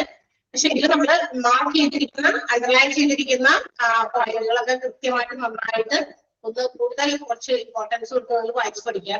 കാരണം നമ്മൾ എന്താ പറയുക എക്സാമിന് വേണ്ടിയിട്ടാണ് പ്രിപ്പയർ ചെയ്യുന്നത്, അത് നമുക്കറിയാം. പക്ഷെങ്കിലും എക്സാമിനൊക്കെ ശേഷം എക്സാമിന്റെ റിസൾട്ട് വന്നിട്ട് നമ്മള് എന്താ പറയുക ആഫ്റ്റർ ഓൾ ജോലിക്ക് പോകേണ്ടവരാണ് നമ്മൾ ഈ കാര്യങ്ങളൊക്കെ അറിഞ്ഞിരുന്നാലും നമുക്ക് ജോലിക്ക് പോയാൽ പരീക്ഷ ജയിച്ചു, പരീക്ഷയിൽ നല്ല മാർക്ക് വാങ്ങിക്കണം, സർട്ടിഫിക്കറ്റ് വേണം.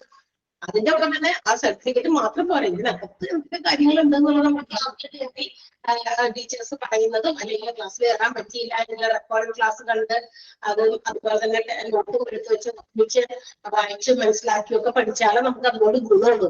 ഈ ജോലിക്ക് ചെല്ലുമ്പോൾ ഇങ്ങനെയുള്ള കാര്യങ്ങളൊക്കെ അവിടെ നമുക്ക് നേരിട്ട് പ്രാക്ടിക്കലായിട്ട് ചെയ്യേണ്ടി വരുമ്പോൾ അതിൻ്റെതായ ബുദ്ധിമുട്ട് നമ്മൾ ഫേസ് ചെയ്യും. ഓക്കെ, അതുകൊണ്ടാണ് പറയുന്നത് വായിച്ചു തന്നെ നിങ്ങൾ മനസ്സിലാക്കിയതിന് ശേഷം മോക്ക് ടെസ്റ്റുകൾ അറ്റൻഡ് ചെയ്യുക. അങ്ങനെയാണ് ചെയ്യേണ്ടത്. 2 പ്രാവശ്യം നമ്മൾ എടുക്കുന്ന ടോപ്പിക് വായിക്കുക, എന്നിട്ട് ആ ഭാഗങ്ങൾ മാറ്റി വയ്ക്കുക. ദെൻ മോക്ക് ടെസ്റ്റിലെ ക്വസ്റ്റ്യൻസ് വരുമ്പോൾ നിങ്ങൾ അതൊന്ന് ചെയ്തു നോക്കുക. എന്നിട്ട് നിങ്ങൾ അതിനകത്ത് ശരിയായി അല്ലെ. മോക്ക് ടെസ്റ്റ് ഒക്കെ നിങ്ങൾ ക്വസ്റ്റ്യൻ നോട്ട് ബുക്കിലേക്ക് പകർത്തി എഴുതി വെക്കാറുണ്ടോ? മോക്ക് ടെസ്റ്റ് ക്വസ്റ്റ്യൻസ് ഉണ്ടോ? ചെയ്യാറുണ്ടോ അങ്ങനെ? എല്ലാവരും അങ്ങനെ തന്നെയല്ലേ ചെയ്യണേ. മോക്ക് ടെസ്റ്റ് നമുക്ക് ഓൺലൈനിലാണല്ലോ വരുന്നത്. അതൊക്കെ ക്വസ്റ്റ്യൻസ് നമ്മൾ സബ്മിറ്റ് ചെയ്യുന്നത് വീണ്ടും നമ്മൾ ചിക്കിച്ചകഞ്ഞ് പോകാൻ പറ്റില്ല. എല്ലാം അവിടെ ഒരുമിച്ച് എത്തി വെച്ചാൽ നമുക്കത് ചാപ്റ്റർ ഹെഡിങ് കുറച്ച് വെച്ച് കഴിഞ്ഞാൽ നമുക്കത് വളരെയധികം ഹെൽപ്ഫുൾ ആണ് അത് ലാസ്റ്റ് പരീക്ഷയ്ക്കൊക്കെ. കാരണം മോക്ക് ടെസ്റ്റ് ക്വസ്റ്റ്യൻസ് ഒക്കെ ഇൻക്ലൂഡ് ചെയ്തിട്ടാണ് നമുക്ക് ഫൈനൽ എക്സാംസ് ഒക്കെ വരുന്നത്. ബോഡിയുടെ എക്സാം ആണെങ്കിലും അതുപോലെ ഫൈനൽ എക്സാംസ് ഓരോ പേപ്പർ വൈസുള്ള എക്സാം ആണെങ്കിലും. അതുകൊണ്ട് അങ്ങനെ നിങ്ങൾ പഠിക്കുക കേട്ടോ. ടെസ്റ്റ് അപ്പൊ അറ്റൻഡ് ചെയ്തു അങ്ങനെ പോട്ടെ എന്നുള്ള രീതിയിൽ നിൽക്കുന്നത്. Okay, yes. അപ്പൊ നമുക്കിനി പോകേണ്ടത് അടുത്ത മൊഡ്യൂളിലേക്കാണ്. നമ്മളുടെ ഇനി അടുത്ത മൊഡ്യൂളാണ് നമുക്കുള്ള ചാപ്റ്റർ ഉള്ളൂ.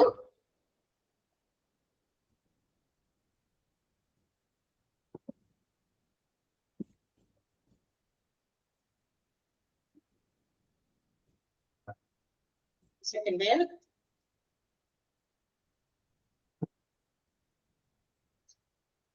ഓക്കെ. സോ ഫോർത്ത് മൊഡ്യൂളില് ഫസ്റ്റ് ചാപ്റ്റർ ആണ് കേട്ടോ. എന്താണ് ചാപ്റ്ററിന്റെ പേര്? Medical insurance. അതാ ഇത് ബുദ്ധിമുട്ടുള്ള ചാപ്റ്റർ അല്ല, വളരെ സിമ്പിൾ ആയിട്ടുള്ള ചാപ്റ്റർ ആണ്. ഇതെന്താ ഇങ്ങനെ ബുദ്ധിമുട്ടും എന്താ പറയാ ചിലതൊക്കെ സിമ്പിൾ ആയിട്ട് വരുന്നതെന്ന് വെച്ചാൽ ഈ പ്രാക്ടിക്കലായിട്ട് നമുക്ക് ചെയ്യാൻ പറ്റുന്ന കാര്യങ്ങളൊക്കെ ഇല്ലേ, അതൊക്കെ കുറച്ച് സിമ്പിൾ ആയിരിക്കും. എന്ന് വെച്ചാൽ പ്രാക്ടിക്കലായിട്ട് നമുക്ക് ചിന്തിക്കാനും പ്രവർത്തിക്കാനും ഒക്കെ പറ്റുന്നതാണെങ്കിൽ സിമ്പിൾ ആയിരിക്കും. കാരണം അതിനൊക്കെ തെളിവുണ്ടല്ലോ, ഓരോന്നിനും ഓരോ ഇന്നതാണ്, അതിനൊരു പ്രൂഫ് ഉണ്ട്, ഇങ്ങനെ ചെയ്യാം, ഇന്നതാണ്, അങ്ങനെ ഇങ്ങനെയൊക്കെ. അതേപോലെ തന്നെ when it has been in our experience, ഇപ്പൊ ചിലപ്പോൾ ചിലതൊക്കെ നമുക്ക് എക്സ്പീരിയൻസ് ചെയ്യാൻ പറ്റുന്നതായതുകൊണ്ട് അതും എളുപ്പമായിരിക്കും. ഈ ഓഡിറ്റിംഗ് ഒന്നും അത്രയധികം നമ്മൾ എക്സ്പീരിയൻസ് ചെയ്യുന്ന കാര്യമല്ല. അതുകൊണ്ടാണ് നമുക്ക് അത് വായിക്കുമ്പോൾ അതിങ്ങനെ നമുക്ക് എന്താ പറയാ ഫോഴ്സ്ഫുള്ളി നിങ്ങളിലേക്ക് ഇങ്ങനെ അടിച്ചേൽപ്പിക്കുന്നത് പോലെ ഇങ്ങനെ പറഞ്ഞു തരേണ്ടി വരുന്നത്. ചില ടോപ്പിക്സ് അങ്ങനെയാണ്. അതുകൊണ്ട് ഇനി നമ്മൾ പഠിക്കാൻ പോകുന്നത് ഫോർത്ത് മൊഡ്യൂളിലെ ഫസ്റ്റ് ചാപ്റ്റർ മെഡിക്കൽ ഇൻഷുറൻസ് ആണ്. ഇത് ഇത്രയും നിങ്ങളുടെ അടുക്കളയിലേക്ക് അടിച്ചേൽപ്പിക്കേണ്ട ഒരു ആവശ്യം എനിക്ക് തോന്നില്ല. ബിക്കോസ് മോസ്റ്റ് ഓഫ് us നമ്മളിൽ പലരും തന്നെ എക്സ്പീരിയൻസ് ചെയ്യുന്ന ഒരു കാര്യമാണ് ഇൻഷുറൻസ് അല്ലേ. ഇൻഷുറൻസ് ഇല്ലാത്ത ആരെങ്കിലും ഉണ്ടോ ഇന്ന്? ഏതെങ്കിലും ടൈപ്പ് ഓഫ് ഇൻഷുറൻസ്, ഒരു ഇൻഷുറൻസും എനിക്കില്ല എന്ന് പറയുന്ന ആരെങ്കിലും ഉണ്ടോ? നമ്മുടെ ഇത്ര പേരുണ്ട്, ആകെ 14 പേരുണ്ട്. ആരെങ്കിലും ഉണ്ടോ ഏതെങ്കിലും ടൈപ്പ് ഓഫ് ഇൻഷുറൻസ്? എല്ലാവർക്കും ഉണ്ട് അല്ലെ. ലൈഫ് ഇൻഷുറൻസ് ആയിരിക്കാം, ചിലർക്ക് എന്താ മെഡിക്ലെയിം ഇൻഷുറൻസ് ആയിരിക്കാം, ചിലർക്ക് വെഹിക്കിൾ ഇൻഷുറൻസ്, വണ്ടിയൊക്കെ നമ്മുടെ വീട്ടിലുണ്ടെങ്കിൽ 2 വീലർ ആയിക്കോട്ടെ 4 വീലർ ആയിക്കോട്ടെ എല്ലാത്തിനും ഇൻഷുറൻസ് ഉണ്ട്. അതൊക്കെ എടുക്കുമ്പോഴേ തന്നെ നമുക്ക് ഇൻഷുറൻസ് എടുത്തിട്ടാണ് അവർ തരുന്നത്. ഇൻഷുറൻസ് ഒന്നും ഇല്ലാതെ വണ്ടികളൊന്നും നമുക്ക് റോഡിൽ കൂടി ഓടിക്കാൻ പറ്റില്ല. നമ്മുടെ ഇന്നാണെങ്കിൽ വേറെയും കുറെ ഇൻഷുറൻസ് പദ്ധതികളൊക്കെ ചേർക്കേണ്ടതാണ്. ഈ മൊബൈൽ ഫോണുകൾ കുറച്ച് ഭയങ്കര കോസ്റ്റ്ലി ആയിട്ടുള്ള എക്സ്പെൻസീവ് ആയിട്ടുള്ള മൊബൈൽ ഫോണുകൾ വാങ്ങിക്കുമ്പോഴേ അതും ഇന്ന് ഇൻഷുർ ചെയ്തിട്ടാണ് ആളുകൾക്ക് കസ്റ്റമേഴ്സിന് കൊടുക്കുന്നത്. ഇത്ര രൂപ നിങ്ങൾ എക്സ്ട്രാ അടച്ചു കഴിഞ്ഞാൽ നിങ്ങൾക്ക് 1 ഇയർ ഒരു ഇൻഷുറൻസ് ഉണ്ട്. ആ ഒരു ഇയറിനുള്ളിൽ നിങ്ങളുടെ ഫോൺ താഴെ വീട് എന്തെങ്കിലുമൊക്കെ പറ്റി കഴിഞ്ഞാൽ നമുക്ക് റീപ്ലേസ്മെന്റ് വരെ തരുന്ന ഗ്യാരണ്ടി തരുന്ന ഇൻഷുറൻസ് സ്കീമുകൾ ഉണ്ടെന്നൊക്കെ പറഞ്ഞിട്ട് കേട്ടോ. അങ്ങനെ നിങ്ങൾ മൊബൈൽ ഫോണുകൾ പുതിയ വാങ്ങിച്ചവരൊക്കെ ആരെങ്കിലും ഉണ്ടെങ്കിൽ അവർക്കറിയാൻ പറ്റും. പുതിയൊന്നല്ല, കുറച്ച് എനിക്ക് തോന്നുന്നു 2-3 വെള്ളപ്പൊക്കമൊക്കെ കഴിഞ്ഞിട്ടുള്ള വർഷം തുടങ്ങിയെന്ന്. അതുകൊണ്ട് എനിക്കറിയാൻ പറ്റിയത് വെള്ളപ്പൊക്കത്തിനൊക്കെ നമ്മുടെ ഫ്ലഡ് ഒക്കെ വന്നതിനിപ്പോ എന്താ പറയാ മൊബൈൽ ഫോണൊക്കെ വെള്ളത്തിലൊക്കെ മുങ്ങി പോയി മനുഷ്യന്മാര് മുങ്ങി ചാവുന്നത്. അപ്പൊ പിന്നെ ഫോൺ മുങ്ങി പിടിക്കാനല്ലല്ലോ നോക്കുക, അല്ലെ? ജീവൻ രക്ഷപ്പെടുത്തി തലയുടെ ഭാഗത്തിൽ വെള്ളത്തിൽ പൊക്കി പിടിക്കാം, നല്ല ശ്വാസം വയ്ക്കാൻ പറ്റുള്ളൂ. എന്ത് രക്ഷപ്പെട്ട എവിടെയെങ്കിലും കയറി പറ്റുക എന്നുള്ളത് മാത്രമേ ലക്ഷ്യം ഉണ്ടായിരുന്നുള്ളൂ. അന്നേരം വെള്ളം ബാഗിലാണോ ഫോൺ എവിടെയാണെന്നൊന്നും ചിന്തിക്കാൻ പോലും പറ്റിയിരുന്നില്ല. ചില ആളുകളുടെ ഫോണിലൊക്കെ അങ്ങനെ പോയി. അത് കഴിഞ്ഞതിന് ശേഷം ഒക്കെ എനിക്ക് തോന്നുന്നു പുതിയ മൊബൈൽ ഫോണുകളൊക്കെ കൊണ്ടുവന്നപ്പോ ആളുകള് മൊബൈൽ കമ്പനിക്കാരൻ തന്നെ ഒരു സംഭവമാണ് അതിനുവേണ്ടി ചെയ്തത്. ഇതുപോലെ ഇങ്ങനെയുള്ള ചില കാര്യങ്ങളൊക്കെ വന്നു കഴിഞ്ഞാൽ മൊബൈൽ ഫോണുകൾ റീപ്ലേസ് ചെയ്യുന്നത് വരെയുള്ള ഗ്യാരണ്ടീസ് അവർ ഓഫർ ചെയ്തു നമുക്ക്. അപ്പൊ അവിടെയും ഇൻഷുറൻസ് കൊടുത്തു. എന്ന് വെച്ചാൽ നമ്മുടെ എക്സ്ട്രാ എമൗണ്ട് നമ്മൾ അഡീഷണലി കൊടുക്കുകയാണ്. ആ ഒരു മൊബൈലിന്റെ cost plus an extra amount, maybe 300, 500, 800 അങ്ങനെയൊക്കെ 300 രൂപയോ 1000 രൂപയോ അങ്ങനെയൊക്കെ പല ഓരോ റേറ്റ് ഓഫ് മൊബൈൽ അനുസരിച്ചിട്ടാണ്, അതിന്റെ വില അനുസരിച്ചിട്ട്. ഇത്ര രൂപ നമ്മൾ ഒരു അഡീഷണൽ കൊടുത്തു കഴിഞ്ഞാൽ ഈ ഒരു വർഷത്തിനുള്ളിൽ നിങ്ങൾക്ക് ഫോണിന് എന്തെങ്കിലും കംപ്ലൈന്റ് വന്നു കഴിഞ്ഞാൽ നമ്മള് ഒരു പൈസയും വാങ്ങിക്കാതെ നന്നാക്കി തരും. അല്ല റീപ്ലേസ്മെന്റ് വരെ വലിയ ഇഷ്യൂ ഒക്കെയാണ് ഫോൺ ഉണ്ടെങ്കിൽ അത് മാറ്റി തരും. അങ്ങനെയുള്ള ഗ്യാരണ്ടിയില് അത്തരം ഇൻഷുറൻസ് ഇന്ന് പല കാര്യങ്ങൾക്കും ഇൻഷുറൻസ് ഉണ്ട്. ഇൻഷുറൻസ് എന്താണ്? അങ്ങനെയാണെങ്കിൽ വാട്ട് ഈസ് ഇൻഷുറൻസ്? എന്താണ് ഇൻഷുറൻസ്? ഇൻഷുറൻസ് എന്ന് പറഞ്ഞു കഴിഞ്ഞാൽ to secure something in future, ഭാവിയിലേക്ക് എന്തെങ്കിലും ഒരു സുരക്ഷിതത്വം എന്നതിന് വേണ്ടി എടുക്കുന്ന ഒരു കാര്യമാണ് ഇൻഷുറൻസ്. ഞാൻ പറയുകയാണെങ്കിൽ അങ്ങനെ പറയും, അല്ലെ? ഫ്യൂച്ചറിൽ നമുക്കുണ്ടാകാവുന്ന ഒരു ലോസ്, ഒരു നഷ്ടം, അതിനെ കോമ്പൻസേറ്റ് ചെയ്യാനുള്ള ഒരു സെക്യൂരിറ്റിയാണ് നമുക്ക് ഇൻഷുറൻസ് എന്ന് വിളിക്കാം, അല്ലെ? അതല്ലേ? ആലോചിച്ച് നോക്കിയാൽ നിങ്ങള്. എന്നിട്ട് ഞാൻ തെറ്റാണോ ശരിയാണോ എന്ന് പറയും. ആണ്. ലൈഫ് ഇപ്പൊ നോക്കുക, നമ്മുടെ ലൈഫ് ഇൻഷുറൻസ്, അത് മലയാളം ലൈഫ് ഇൻഷുറൻസ് വേണ്ട, ലൈഫ് ഇൻഷുറൻസ് മനസ്സിലായോ? ലൈഫ് ഇൻഷുറൻസ് നമ്മൾ എടുക്കുന്നത് എങ്ങനെയാ?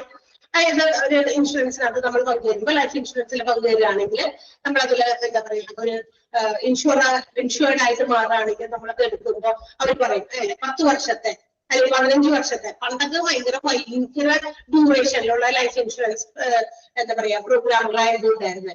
20 വർഷം. നമ്മുടെ ഒരു പെൺകുട്ടിയൊക്കെ ജനിക്കുമ്പോൾ ആ കുട്ടി ജനിക്കുമ്പോഴേ തന്നെ നമ്മളൊരു ലൈഫ് ഇൻഷുറൻസ് എടുത്താണ്. അതുകൊണ്ട് അവര് ആ കുട്ടിയുടെ കല്യാണത്തിന് മേ ബി 20 years 20 വയസ്സാകുമ്പോ അല്ലെങ്കിൽ 21 വയസ്സാകുമ്പോ ആ സമയത്തിനുള്ളിൽ കിട്ടുന്ന ഒരു ഇൻഷുറൻസ് പദ്ധതി. അങ്ങനെ എന്ന് വെച്ചാൽ ആ ഒരു ഇൻഷുറൻസ് നമ്മൾ എടുക്കുന്നത് ആ ഒരു പെർട്ടിക്കുലർ കാര്യത്തിന്. ഒരു കുട്ടി ജനിച്ചു വളർന്ന് ആ കുട്ടിയുടെ ഏതെങ്കിലും വിവാഹമോ അല്ലെങ്കിൽ ഹയർ എഡ്യൂക്കേഷനോ ഒക്കെ ആയിരിക്കും നമ്മൾ അതൊക്കെ മുന്നേ കണ്ടിട്ടാണ് ഇങ്ങനെയുള്ള ഇൻഷുറൻസുകൾ എടുക്കുന്നത്. കാരണം കുട്ടി ഇന്നത്തെ കാലത്താണെങ്കിൽ നമുക്കറിയാം പഠിച്ച ഒരു 12ാം ക്ലാസ് ഒക്കെ കഴിഞ്ഞു അല്ലെങ്കിൽ ലൈഫ് 12 ഇപ്പൊ തന്നെ പിള്ളേർ ഓടാൻ നിൽക്കുക പുറത്തെ രാജ്യത്തേക്ക്. അവർക്ക് ഹയർ സ്റ്റഡീസിന് പോകണം.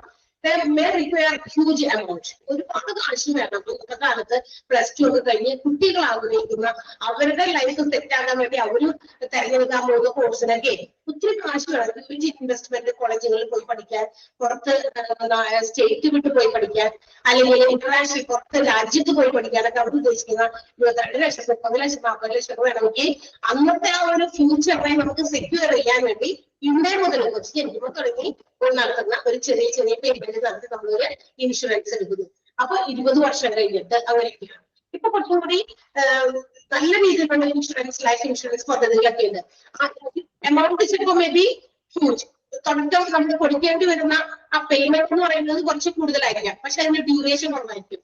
ചിലപ്പോൾ 10 കൊല്ലം വരെ അടച്ചാൽ മതി, അല്ലെങ്കിൽ 5 കൊല്ലം വരെ അടച്ചാൽ മതി. അത് കഴിഞ്ഞ് പിന്നത്തെ കൊല്ലങ്ങൾ അടയ്ക്കേണ്ട. 5 കൊല്ലം അടയ്ക്കുന്നു, പിന്നെ നമ്മൾ അടയ്ക്കുന്നില്ല. പക്ഷെ 10 കൊല്ലം കഴിയുമ്പോൾ നമുക്ക് ഇഷ്ടത്തിന്റെ ഇരട്ടി പൈസ കിട്ടുന്നു. അങ്ങനെയൊക്കെ. പിന്നെ ഇപ്പോഴാണെങ്കിൽ ഇൻഷുറൻസ് ചെയ്യുമ്പോൾ ഇത് ഷെയർ മാർക്കറ്റിൽ ഇട്ടിട്ട് അവിടുത്തെ ആ ഒരു എന്താ പറയാ ഷെയർ മാർക്കറ്റിൽ ഉണ്ടാകുന്ന വേരിയേഷൻസ്, അതായത് റേറ്റിലൊക്കെ ഉണ്ടാകുന്ന വേരിയേഷൻസ് അനുസരിച്ച് അതിന്റെ ഒരു ഷെയർ കൂടി നമ്മുടെ ഈ പറയുന്ന ഇൻഷുറൻസിലേക്ക് ആഡ് ഓൺ ചെയ്യപ്പെടും. അങ്ങനെയുള്ള ഇൻഷുറൻസ് ഉണ്ട്. ഇതൊക്കെയാണ് ലൈഫ് ഇൻഷുറൻസ് എന്ന് പറയുമ്പോൾ നമ്മൾ എടുക്കുകയാണെങ്കിൽ നമ്മളുടെ എന്ത് കാര്യത്തിന് വേണ്ടിയിട്ടാണ് ഇത്ര വർഷത്തേക്ക്, 10 വർഷത്തേക്ക് അല്ലെങ്കിൽ 12 വർഷത്തേക്ക് അല്ലെങ്കിൽ 15 വർഷത്തേക്ക് എടുക്കുന്ന ഇൻഷുറൻസ്, അതിനൊരു എഗ്രിമെന്റ് ഉണ്ട്, കോൺട്രാക്ട് ഇത്ര വർഷത്തേക്ക്. അപ്പൊ നമ്മൾ അത് കംപ്ലീറ്റ് ചെയ്യുമ്പോൾ നമുക്ക് ആ ഇൻഷുറൻസിന്റെ തുക നമുക്ക് കിട്ടുന്നു ആ ഒരു പർട്ടിക്കുലർ ടൈം കഴിയുമ്പോൾ. അതല്ല എന്തെങ്കിലും തരത്തിൽ നമുക്ക് അതിനിടയിൽ വെച്ചിട്ട് നമുക്ക് എന്തെങ്കിലും അപകടം വന്നു അല്ലെങ്കിൽ മരണപ്പെട്ടു എന്ന് വിചാരിക്കുക. അപ്പൊ അപകടത്തിൽ മരണപ്പെടുകയാണെങ്കിൽ അപ്പോഴും അത് ആ സമയം വരെ ഡ്യൂറേഷൻ വരെ കാത്തുനിൽക്കേണ്ട, അതിന് മുമ്പ് തന്നെ മരണം സംഭവിക്കുന്ന സമയത്ത്. സോ വിച്ചെവർ ഈസ് ഏർലിയർ, ഏതാണ് ആദ്യം നടക്കുന്നത്, either the maturity of the life insurance or the occasion or the situation when the death occurs. എപ്പോഴാണോ മരണം സംഭവിക്കുന്നത് ആ സമയത്ത്. 10 വർഷത്തേക്ക് എടുത്തിരിക്കുന്ന ഒരു ഇൻഷുറൻസ്, ഒരാളെ ഒരു ലൈഫ് ഇൻഷുറൻസ് എടുത്ത് 10 വർഷത്തേക്ക് 1-2 വർഷം കഴിഞ്ഞപ്പോൾ ആള് മരണപ്പെട്ടു എന്ന് വിചാരിക്കുക. ഇന്നത്തെ കാലത്ത് അതൊക്കെ എപ്പോ ഒന്നും പറയാൻ പറ്റില്ല. ഇപ്പൊ ഈ പറഞ്ഞുകൊണ്ടൊക്കെ ഇരിക്കുന്നുണ്ട് നമ്മള്. നെക്സ്റ്റ് മൊമെന്റിൽ എന്ത് സംഭവിക്കുന്നു നമുക്കറിയില്ല. അപ്പൊ 2 വർഷം കഴിഞ്ഞപ്പോൾ ആൾ മരിച്ചുപോയി. അപ്പൊ ആളുടെ 20 വർഷം എടുത്തിരിക്കുന്ന അല്ലെങ്കിൽ 10 വർഷം എടുത്തിരിക്കുന്ന ആ ഒരു സമയം വരെ ഇൻഷുറൻസിന്റെ തുക കിട്ടാൻ വേണ്ടി നോക്കിയിരിക്കണോ? വേണ്ട. അതിന് മുമ്പ് ആ പറഞ്ഞിരിക്കുന്ന സമയം എത്ര രൂപയുടെ ഇൻഷുറൻസ് ആണ് നമ്മൾ എടുത്തിരിക്കുന്നത്, ആ ഒരു എമൗണ്ട് ഇയാൾക്ക് കിട്ടുന്നു. അത് കിട്ടും. ആ മരിച്ചു പോയെങ്കിൽ എത്ര നാള് നമ്മള് എന്താ പറയാ ആ ഒരു ഡ്യൂറേഷൻ കഴിയുന്നത് വരെ കാത്തിട്ടുണ്ട്, അതിന് മുമ്പ് മരണം സംഭവിച്ച എപ്പം കിട്ടും. അതല്ല എങ്കിലാണ് എപ്പൊ കിട്ടുക, നമുക്ക് ഡ്യൂറേഷനിൽ കിട്ടുക, മെച്യൂരിറ്റിയിൽ കിട്ടുക. അത് ഏതാണോ ആദ്യം സംഭവിക്കുന്നത് അപ്പൊ അങ്ങനെ കിട്ടും. അതാണ് ലൈഫ് ഇൻഷുറൻസിന്റെ പ്രത്യേകത. അതുപോലെ തന്നെ ഇന്ന് ഒരുപാട് ഇൻഷുറൻസ് ഫെസിലിറ്റീസ് ഉണ്ട്. ഇനി മനുഷ്യന്മാർക്ക് പലതരത്തിലുള്ള രോഗങ്ങൾ വരും അല്ലെ. രോഗങ്ങൾ വരുമ്പോൾ നമുക്ക് എന്താ പറയാ, എല്ലാ രോഗവും വരുമ്പോൾ തന്നെ നമ്മൾ മരിക്കുന്നില്ല. പക്ഷേ we have to be hospitalized. കുറച്ച് നാളത്തേക്ക് നമ്മൾ ഹോസ്പിറ്റലൈസ്ഡ് ആകേണ്ടി വരും. എന്നാൽ ഹോസ്പിറ്റലൈസ്ഡ് ആയി കഴിഞ്ഞോ രക്ഷപ്പെട്ടു ജീവിതം തിരിച്ചു കിട്ടി എന്ന് വിചാരിച്ച് നമ്മൾ ഇരിക്കുമ്പോഴായിരിക്കും ഡിസ്ചാർജ് ചെയ്ത് പുറത്തേക്ക് പോരാൻ പോകുമ്പോൾ വലിയ ബില്ലുകൾ വരും അല്ലെ. ബില്ല് കണ്ടിട്ട് ചില ആൾക്കാർ അതെന്താ, we have to spend a huge amount for hospitalization expenses. കാരണം ഹോസ്പിറ്റലിൽ കിടന്നു കഴിഞ്ഞാൽ ജോലി എന്താ പറയാ, നമ്മൾ അവിടെ കിടക്കുന്ന ആ ഒരു സമയത്തേക്ക് നമുക്ക് വന്നിരിക്കുന്ന മരുന്നിന്റെ ചെലവുകളും അതുപോലെ തന്നെ ഹോസ്പിറ്റലിന്റെ റൂം റെന്റും അതുപോലെ അവിടെ ഫുഡൊക്കെ നമുക്ക് സപ്ലൈ ചെയ്തിട്ടുണ്ടെങ്കിൽ അതിന്റെ ഏറ്റവും കൂടി ഒരു വലിയ ബില്ല് വരുന്നുണ്ട്. ഇതൊക്കെ നമുക്ക് പെട്ടെന്ന് ചില ആളുകൾക്ക് ഇത്രയും ഹ്യൂജ് എമൗണ്ട് ഒക്കെ എന്താ പറയാ താഴെ ലക്ഷങ്ങളൊക്കെ കൊടുക്കേണ്ടി വരും. അപ്പൊ അങ്ങനെ ഒരു എന്താ പറയാ കോമൺ പീപ്പിൾ, അതായത് സാധാരണക്കാരായിട്ടുള്ള ജനങ്ങൾക്ക് അത്രയും വലിയ എമൗണ്ട് ഒക്കെ ചിലപ്പോ സാധാരണക്കാർക്ക് എന്താ പറയാ അഫോർഡ് ചെയ്യാൻ പറ്റിയെന്ന് വരില്ല. അപ്പൊ ഇങ്ങനെയുള്ളവരൊക്കെ സാധാരണ ജനങ്ങളെയാണ് നമ്മൾ ഈ ഇൻഷുറൻസ് ഒക്കെ ചില കാര്യങ്ങൾ പഠിക്കുമ്പോഴേ നമ്മള് ഈ കോമൺ പീപ്പിൾ, ആവറേജ് പീപ്പിളുമായിട്ട് റിലേറ്റ് ചെയ്ത് പഠിക്കുന്നുണ്ട്. എല്ലാം നമ്മളിങ്ങനെ ഭയങ്കര വലിയ ആൾക്കാരെ വെച്ച് പഠിക്കാൻ പറ്റില്ല. ഇപ്പൊ റിച്ച് പീപ്പിൾ ഒക്കെ ആണെങ്കിൽ ഭയങ്കര കാശൊക്കെ ഉണ്ട്, മാസമൊക്കെ 1-2 ലക്ഷം രൂപയൊക്കെ സാലറി ഒക്കെ വാങ്ങിക്കുന്ന ആളുകൾ ഇതുപോലെയുള്ള ഒരു ഹോസ്പിറ്റൽ ബില്ലൊക്കെ വന്നു കഴിഞ്ഞാൽ വലിയ പ്രശ്നമില്ല. ഒക്കെ ഉണ്ട്, ഫിനാൻഷ്യലി അവര് സ്റ്റേബിൾ, ഭയങ്കര എന്താ പറയാ സെറ്റിൽഡാണ്, ഭയങ്കര ഹ്യൂജ് ഡെവലപ്പ് എന്താ പറയാ ഇൻവെസ്റ്റ്മെന്റ് ഒക്കെ അവരൊക്കെ ഉള്ള ആളുകളാണ്. അങ്ങനെയുള്ളവർക്കൊന്നും പ്രശ്നമില്ല. അതേസമയം സാധാരണക്കാരാണ് പല കാര്യങ്ങൾക്കും ഏറ്റവും കൂടുതൽ ബുദ്ധിമുട്ട് ഫേസ് ചെയ്യേണ്ടി വരുന്നത്. അതിലൊരു കാര്യമാണ് ഇത് ഹോസ്പിറ്റൽ എക്സ്പെൻസുകൾ ഒത്തിരി വന്നു കഴിഞ്ഞാൽ പെട്ടെന്ന് നമുക്ക് എന്തെല്ലാം അസുഖം വന്നു, നമ്മൾ ഹോസ്പിറ്റലൈസ്ഡ് ആയി, അപ്പൊ തന്നെ അവര് ഡോക്ടർമാര് ദൈവ ടെസ്റ്റ് വേണം, അത് വേണം, ഇത് വേണം, ലക്ഷം രൂപ കെട്ടി വേണം എന്നൊക്കെ പറഞ്ഞു കഴിഞ്ഞാൽ പോയി. കാരണം അവരുടെ കയ്യിൽ ഇത്രയും രൂപയൊന്നും സ്പെൻഡ് ചെയ്യാനുണ്ടാവില്ല. ഒരു കണക്കിന് നിവൃത്തിയില്ലാണ്ട് ഓരോ ദിവസം അങ്ങനെ തള്ളി നീക്കുന്നു. കുട്ടികളുടെ പഠനം അല്ലെ, നമ്മുടെ വീടിന്റെ ഓരോ ചിലവുകൾ, ഇതൊക്കെ തന്നെ ഇനി പോകുന്ന സമയത്തായിരിക്കാം ഇത്രയും വലിയ ഇത്തരം ചില ഇടുത്തി പോലെ നമ്മുടെ ജീവിതത്തിൽ ഇങ്ങനെ പെട്ടെന്ന് കാര്യങ്ങൾ വരാം. അന്നേരം നമ്മൾ എന്ത് ചെയ്യും, അതിനത് കഷ്ടപ്പെടേണ്ടി വരും. അപ്പൊ അത്തരം കഷ്ടപ്പാടുകളെയൊക്കെ നമുക്ക് ഓവർകം ചെയ്യാൻ, അത്തരം വലിയ ബുദ്ധിമുട്ടുകളെയൊക്കെ നമുക്ക് ഫേസ് ചെയ്യാൻ, നമ്മുടെ അത്തരം ഫിനാൻഷ്യൽ ബർഡനെ കുറച്ചൊക്കെ നമുക്ക് മിറ്റിഗേറ്റ് ചെയ്യാൻ, കുറയ്ക്കാൻ നമ്മളെ ഹെൽപ്പ് ചെയ്യുന്ന കാര്യമാണ് ഇൻഷുറൻസ്. നമ്മുടെ ഇൻഷുറൻസ് എന്ന് പറയുന്നത് വളരെ ബന്ധപ്പെട്ടിട്ടാണ് നമുക്ക് ഇവിടെ പഠിക്കാനുള്ള കുറെ കാര്യങ്ങൾ.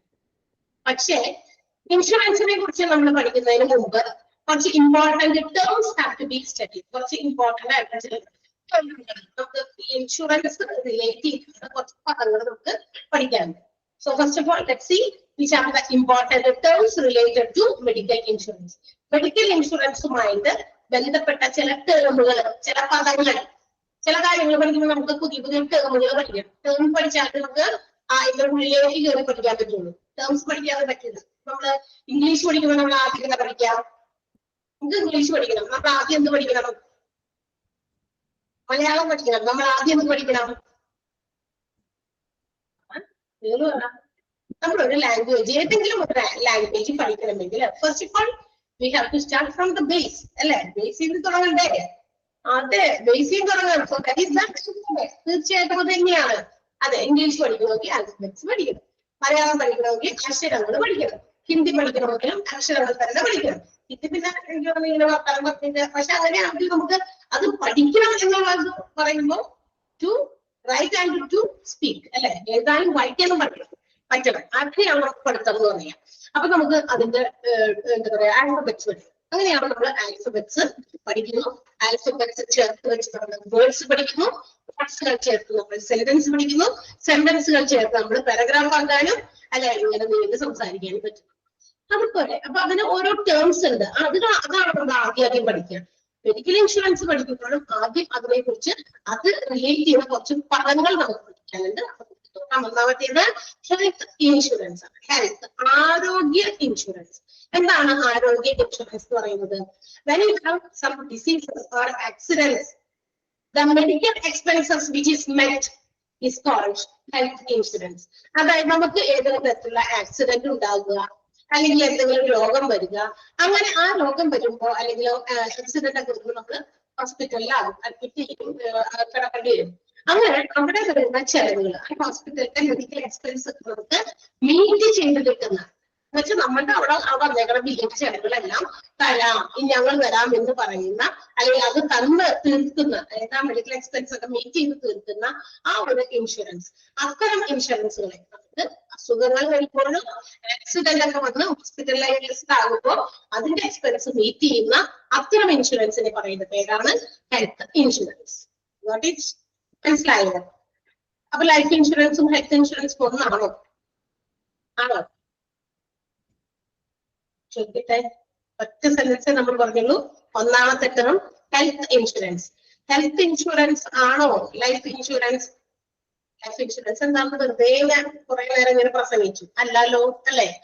ലൈഫ് ഇൻഷുറൻസ് എന്ന് പറയുമ്പോ നമ്മളൊരു ഇൻഷുറൻസ്, ലൈഫ് ഇൻഷുറൻസ് ആണ് എടുക്കുന്നതെങ്കിൽ നമുക്ക് ഒരു പർട്ടിക്കുലർ വർഷത്തേക്കാണ്, ഇത്ര ഡ്യൂറേഷനിലേക്കാണ് എടുക്കുന്നത്. 10 വർഷത്തേക്ക്, 5 വർഷത്തേക്ക്, 20 വർഷത്തേക്ക്, അങ്ങനെ ഒരു പർട്ടിക്കുലർ ഡ്യൂറേഷൻ കംപ്ലീറ്റ് ചെയ്ത് കഴിയുമ്പോഴാണ് ആ ഇൻഷുറൻസിന്റെ തുക നമുക്ക് കിട്ടുന്നത്. അപ്പോഴേ കിട്ടുള്ളൂ. അതർവൈസ് അല്ലെങ്കിൽ ഇൻ ബിറ്റ്വീനിൽ നമ്മൾ മരിച്ചിരിക്കണം. മരണം ഈ പറയുന്ന 2 കാരണങ്ങൾ, whichever comes earlier, ഏതാണോ ആദ്യം സംഭവിക്കുന്നത് അപ്പോഴാണ് നമുക്ക് ലൈഫ് ഇൻഷുറൻസിന്റെ തുക കിട്ടും. മനസ്സിലായോ? ഞാനൊരു ലൈഫ് ഇൻഷുറൻസ് എടുത്തിരിക്കുന്ന ആളാണ്. ഞാൻ ഒരു 20 വർഷത്തെ ലൈഫ് ഇൻഷുറൻസ് ആണ് എടുക്കുന്നതെന്ന് വിചാരിക്കാം. അപ്പൊ ആ ഇൻഷുറൻസ് എടുക്കുന്ന സമയത്ത് 20 വർഷത്തേക്ക്, 10 വർഷത്തേക്ക് അങ്ങനെ ഒരു കോൺട്രാക്ട് ഉണ്ട് അതിനകത്ത്, ഇൻഷുറൻസിനകത്ത്. ആ ഒരു സമയത്തേക്കാണ് എടുക്കുന്നത്. പക്ഷെ ഞാൻ എടുത്തു കഴിഞ്ഞിട്ട് 50 വർഷം വരെ കംപ്ലീറ്റ് ചെയ്യുന്നത് വരെ ഞാൻ ജീവിച്ചിട്ടുണ്ടെങ്കിൽ ആ സമയത്ത് കംപ്ലീറ്റ് ചെയ്തിട്ട് എനിക്ക് ആ ഇൻഷുറൻസ് ആ ഡേറ്റ് പ്രകാരം എനിക്ക് കിട്ടും തുക, ഇൻഷുറൻസിന്റെ തുക. അതേസമയം അതിനിടയിൽ വെച്ചിട്ട് ഞാൻ മരണപ്പെട്ടു പോയിട്ടുണ്ടെങ്കിൽ തീർച്ചയായിട്ടും ആഫ്റ്റർ ഡെത്ത്, മരിക്കുന്ന സമയത്തല്ല, മരിച്ചു കഴിഞ്ഞ് നമ്മുടെ ബെനഫിഷ്യറീസ്, എന്റെ എന്താ പറയാ നോമിനീസ്, നമ്മൾ നോമിനേറ്റ് ചെയ്തിരിക്കുന്ന ഒരാളായിട്ട് ഉണ്ടാവുമല്ലോ, നോമിനിയുടെ പേരൊക്കെ വയ്ക്കും. ആ നോമിനിക്ക് അത് മെച്യൂർഡ് ആണെങ്കിൽ അവർക്ക്, അല്ലെങ്കിൽ അതിന്റെ ബെനഫിഷ്യറി ഏറ്റവും അടുത്ത ആൾക്ക്, ഏറ്റവും വേണ്ടപ്പെട്ട ആൾക്ക് അതിന്റെ തുക, അതിനുശേഷം പ്രൊസീജിയേഴ്സ് നമുക്കറിയാം, പേപ്പർ വർക്ക്സ് ഉണ്ട്, കുറച്ച് വളരെ സിമ്പിൾ ആയിട്ടുള്ള സ്റ്റെപ്സിൽ നമുക്ക് അതിന്റെ എമൗണ്ട് റിക്കവർ ചെയ്ത് എടുക്കാൻ കിട്ടും. മനസ്സിലായി? അപ്പൊ എപ്പോഴാണ് ഏതാണ് നമുക്ക് സംഭവിക്കുന്നത് അപ്പൊ കിട്ടുള്ളൂ. അതാണ് ലൈഫ് ഇൻഷുറൻസ്. പക്ഷെ മെഡിക്കൽ ഇൻഷുറൻസിൽ ഹെൽത്ത് ഇൻഷുറൻസ് അതല്ല, നമുക്ക് ഏതെങ്കിലും തരത്തില് നമ്മൾ ജീവനോടെ തന്നെ ഉണ്ട്, പക്ഷെ നമുക്ക് ഏതെങ്കിലും തരത്തില് രോഗങ്ങളോ അല്ലെങ്കിൽ ആക്സിഡന്റുകളോ വന്നിട്ട് നമ്മൾ ഹോസ്പിറ്റലൈസ്ഡ് ആകുമ്പോൾ ആ ഹോസ്പിറ്റലിലെ ചെലവുകളൊക്കെ നമുക്ക് മീറ്റ് ചെയ്ത് കിട്ടുന്ന ഒരു ടൈപ്പ് ഓഫ് ഇൻഷുറൻസ്, അതിനെയാണ് നമ്മൾ ഹെൽത്ത് ഇൻഷുറൻസ് എന്ന് വിളിക്കുക. ക്ലിയർ ആയോ? ഈ ടേമുകളെല്ലാം ഇമ്പോർട്ടന്റ് ആണ്. അതുകൊണ്ട് ഓരോ ടേമിൽ അതിന്റെ എക്സ്പ്ലനേഷനും നിങ്ങൾ കണ്ടറിയാൻ ചെയ്യുക.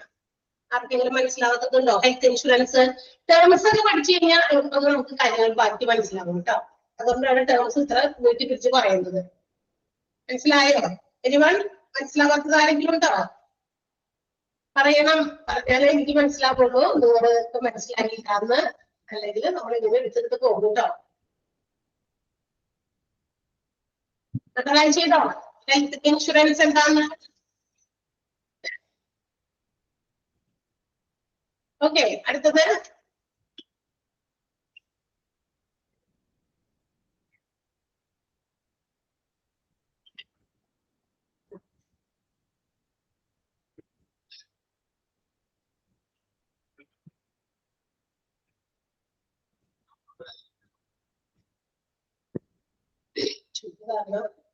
തൊണ്ടയില് വെള്ളം പറ്റും. ഇതിന്റെ വായ അടച്ചു വെച്ചേക്കുമല്ലേ നമ്മൾ സംസാരിക്കുകയൊക്കെ ചെയ്തതുകൊണ്ടേ തൊണ്ടയില് വെള്ളം വെച്ച് വെള്ളം കുടിച്ച് നടത്താം. ഓക്കെ, ഇനി അടുത്ത ടേം നമ്മൾ പഠിക്കാൻ പോകുന്നത് മെഡിക്കൽ ഇൻഷുറൻസ് എന്ന് പറയുന്ന ചാപ്റ്ററിൽ നമ്മൾ ആദ്യം പഠിച്ച ടേം ഹെൽത്ത് ഇൻഷുറൻസ് ആണ്. ഏതെങ്കിലും വ്യക്തിക്ക് തന്റെ ഈ മെഡിക്കൽ ഹെൽത്ത് ഇൻഷുറൻസ് ഒക്കെ എല്ലാവരും ഇന്നത്തെ കാലത്ത് എടുത്തു വരുന്നത് നല്ലതാണല്ലോ. ഏതെങ്കിലും ടൈപ്പ് ഓഫ് ഹെൽത്ത് ഇൻഷുറൻസുകൾ ഇന്ന് ഒരുപാട് ആരോഗ്യ ഇൻഷുറൻസുകൾ ഇഷ്ടം പോലെ വരുന്നുണ്ട്. കാരണം എന്താ കാരണം കൂടുതൽ ഇൻഷുറൻസുകളെ കുറിച്ച് തന്നെ കേൾക്കാറുള്ളൂ. ഏതെങ്കിലും ഇതൊക്കെ തുറന്നു കഴിഞ്ഞാൽ നമ്മുടെ ടിവിയിലൊക്കെ തന്നെ ഓരോ ആഡുകളെ കാണുന്ന ഇൻഷുറൻസിന്റെ എന്താ കാരണം ഏറ്റവും കൂടുതൽ ഇന്ന് മനുഷ്യന്മാര് എന്ത് ചെയ്യുന്നത് പലതരത്തിലുള്ള രോഗങ്ങൾക്ക് എന്താ പറയാ രോഗങ്ങളെ ഫേസ് ചെയ്തുകൊണ്ടിരിക്കുകയാണ്. ദിനം പ്രതി ഓരോ തരത്തിലുള്ള രോഗങ്ങള്, അത് കുറച്ച് അധിക ദിവസമൊക്കെ നമുക്ക് ഹോസ്പിറ്റലിൽ ചെലവഴിക്കേണ്ടി വരുന്ന രോഗങ്ങള്. പിന്നെ ഏറ്റവും കൂടുതൽ മറ്റൊന്ന് സംഭവിക്കുന്നത് ആക്സിഡന്റുകൾ, പലതരത്തിലുള്ള ആക്സിഡന്റ് ഉണ്ട്. ഇന്ന് ദൂരെ ആക്സിഡൻസ് ആണ്. ലൈക്ക് നമ്മുടെ വാഹനങ്ങൾ ഓടിച്ചു വന്നുള്ള ആക്സിഡന്റ് വേറെ, കെട്ടിടങ്ങള് വീടുകളിലുള്ള ആക്സിഡന്റുകൾ വേറെ, പിന്നെയാണെങ്കിൽ ഈ ജീവജാലങ്ങളും മനുഷ്യന്മാരെ തട്ടിപ്പറപ്പിക്കുന്നില്ല അല്ലെ. അങ്ങനെ ഒരുപാട് ചെലവുകൾ നമുക്ക് ഹോസ്പിറ്റൽസിൽ വരാറുണ്ട്. ഹോസ്പിറ്റൽസിൽ ഒരുപാട് പൈസ നമുക്ക് കൊടുക്കേണ്ടി വരുന്നുണ്ട്. അപ്പൊ അത്തരം സിറ്റുവേഷൻസിലൊക്കെ നമുക്ക് നമ്മുടെ ആ ഒരു എന്താ പറയാ സാമ്പത്തിക ചെലവുകളെയൊക്കെ ഒരു പരിധി വരെയൊക്കെ നമ്മളെ അഫക്ട് ചെയ്യാതിരിക്കാൻ, നമ്മളെ ബാധിക്കാതിരിക്കാൻ വേണ്ടി എടുക്കുന്ന ഇൻഷുറൻസുകളാണ് അങ്ങനെ ഹെൽത്ത് ഇൻഷുറൻസ്.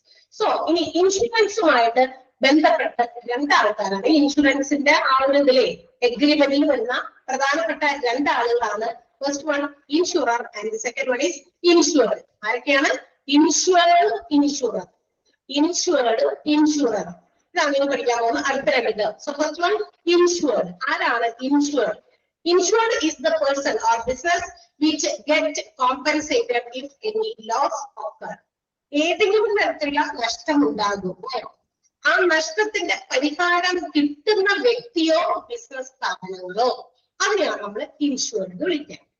ഫോർ എക്സാമ്പിൾ, അതായത് ഇപ്പൊ ഒരു എന്തെങ്കിലും നഷ്ടം വരുന്നു, ഏത് ഇൻഷുറൻസിനും ഉണ്ട്, മെഡിക്കൽ ഇൻഷുറൻസിന് മാത്രമല്ല എല്ലാ ടൈപ്പ് ഓഫ് ഇൻഷുറൻസുമായിട്ട് ബന്ധപ്പെട്ടിട്ടുള്ള രണ്ട് പാർട്ടീസ്, രണ്ട് ആളുകളാണ് ഇൻഷുർഡ്, ഇൻഷുറർ. അതിൽ ഇൻഷുർഡ് എന്ന് പറയുന്ന ആളാരാണ്? നഷ്ടം സംഭവിക്കുന്ന ആളാണ്. ആ നഷ്ടത്തിന് പരിഹാരം കിട്ടേണ്ടി വരുന്ന ആളാണ്. ഉദാഹരണം, ഞാനൊരു ഇൻഷുറൻസ് എടുത്തേക്കുന്ന ആളാണെന്ന് വിചാരിക്കാം.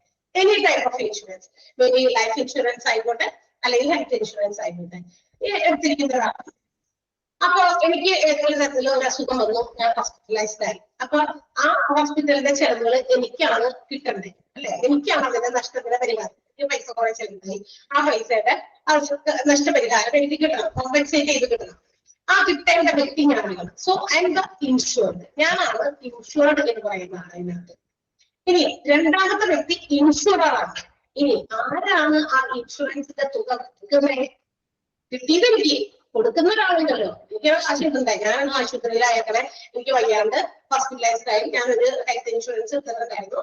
ഇടയ്ക്ക് വെച്ചിരിക്കുന്ന എന്തെങ്കിലും അസുഖം വന്നു, 5 ദിവസം ഹോസ്പിറ്റലിൽ കിടന്നു. അപ്പൊ ഇൻഷുറൻസ് കമ്പനിയോട് വിളിച്ചു പറഞ്ഞു, ഇന്ന ഇൻഷുറൻസ് ഞാൻ എടുത്തിട്ടുണ്ട്, എനിക്ക് ഞാൻ ഹോസ്പിറ്റലൈസ്ഡ് ആണ്, ഹോസ്പിറ്റലിലെ ചെലവ് കൊടുക്കണം എന്ന് പറഞ്ഞ് അറിയിക്കുന്നു.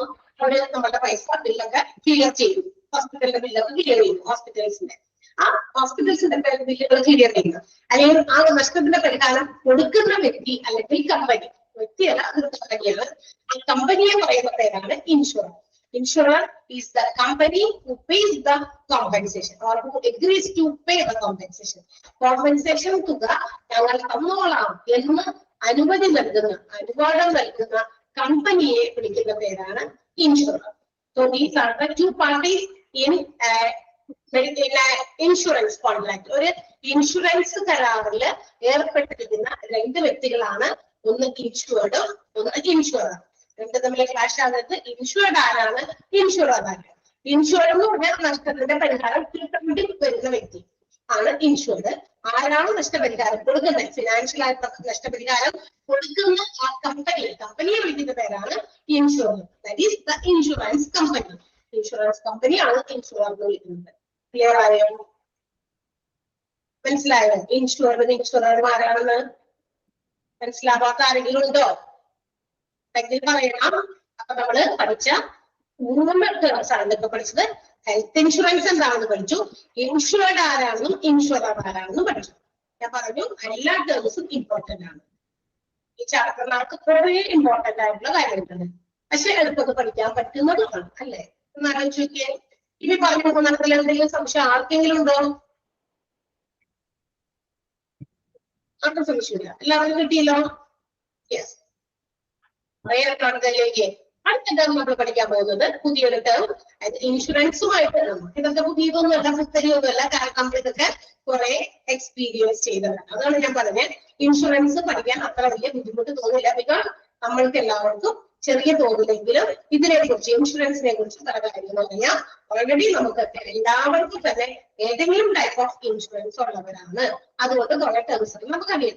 ഹെൽത്ത് ഇൻഷുറൻസ് പറയുമ്പോൾ ആരോഗ്യത്തിന് എന്തെങ്കിലും സംഭവിച്ചാൽ, രോഗം വന്ന് ആശുപത്രിയിൽ കിടന്ന് അല്ലെങ്കിൽ ആക്സിഡന്റ് വന്ന് ആശുപത്രിയിൽ കിടന്ന് അവരുടെ എക്സ്പെൻസുകളൊക്കെ മീറ്റ് ചെയ്യപ്പെടുന്നുവെങ്കിൽ അത് ഹെൽത്ത് ഇൻഷുറൻസ്. ഏത് ഇൻഷുറൻസുമായിട്ട് ബന്ധപ്പെട്ടും രണ്ട് വ്യക്തികൾ അവിടെ ഉണ്ട്, രണ്ട് കാര്യങ്ങൾ, രണ്ട് പേരും തമ്മിലുള്ള കോൺട്രാക്റ്റാ. ആരൊക്കെ തമ്മിലുള്ള കോൺട്രാക്റ്റാ ഇൻഷുറൻസ് പറയുന്നത്? ഇൻഷുററും ഇൻഷുർഡ്. ഇൻഷുറർ എന്ന് പറഞ്ഞാൽ ഇൻഷുറൻസ് കമ്പനി കോമ്പൻസേഷൻ കൊടുക്കുന്ന ആള്. ഇൻഷുറർ എന്ന് പറഞ്ഞാൽ ഇൻഷുറൻസിന്റെ തുക കിട്ടുന്ന ആള്, ആ കോമ്പൻസേഷൻ അനുഭവിക്കുന്ന ആള് ഇൻഷുർഡ്. അപ്പൊ ഇവര് തമ്മിലുള്ള ഒരു കോൺട്രാക്ട് ആണ് ഏതൊരു ഇൻഷുറൻസ്. ക്ലിയർ? മനസ്സിലായില്ലേ? യെസ്. ആൻഡ് അടുത്ത ടേം ഈസ് പ്രീമിയം. ഇനി അടുത്ത ടേം നമ്മൾ പഠിക്കാൻ പോകുന്നത് എന്താണ് പ്രീമിയം. പ്രീമിയം എന്ന് പറഞ്ഞാൽ premium is the money which is paid by the insured to the insured.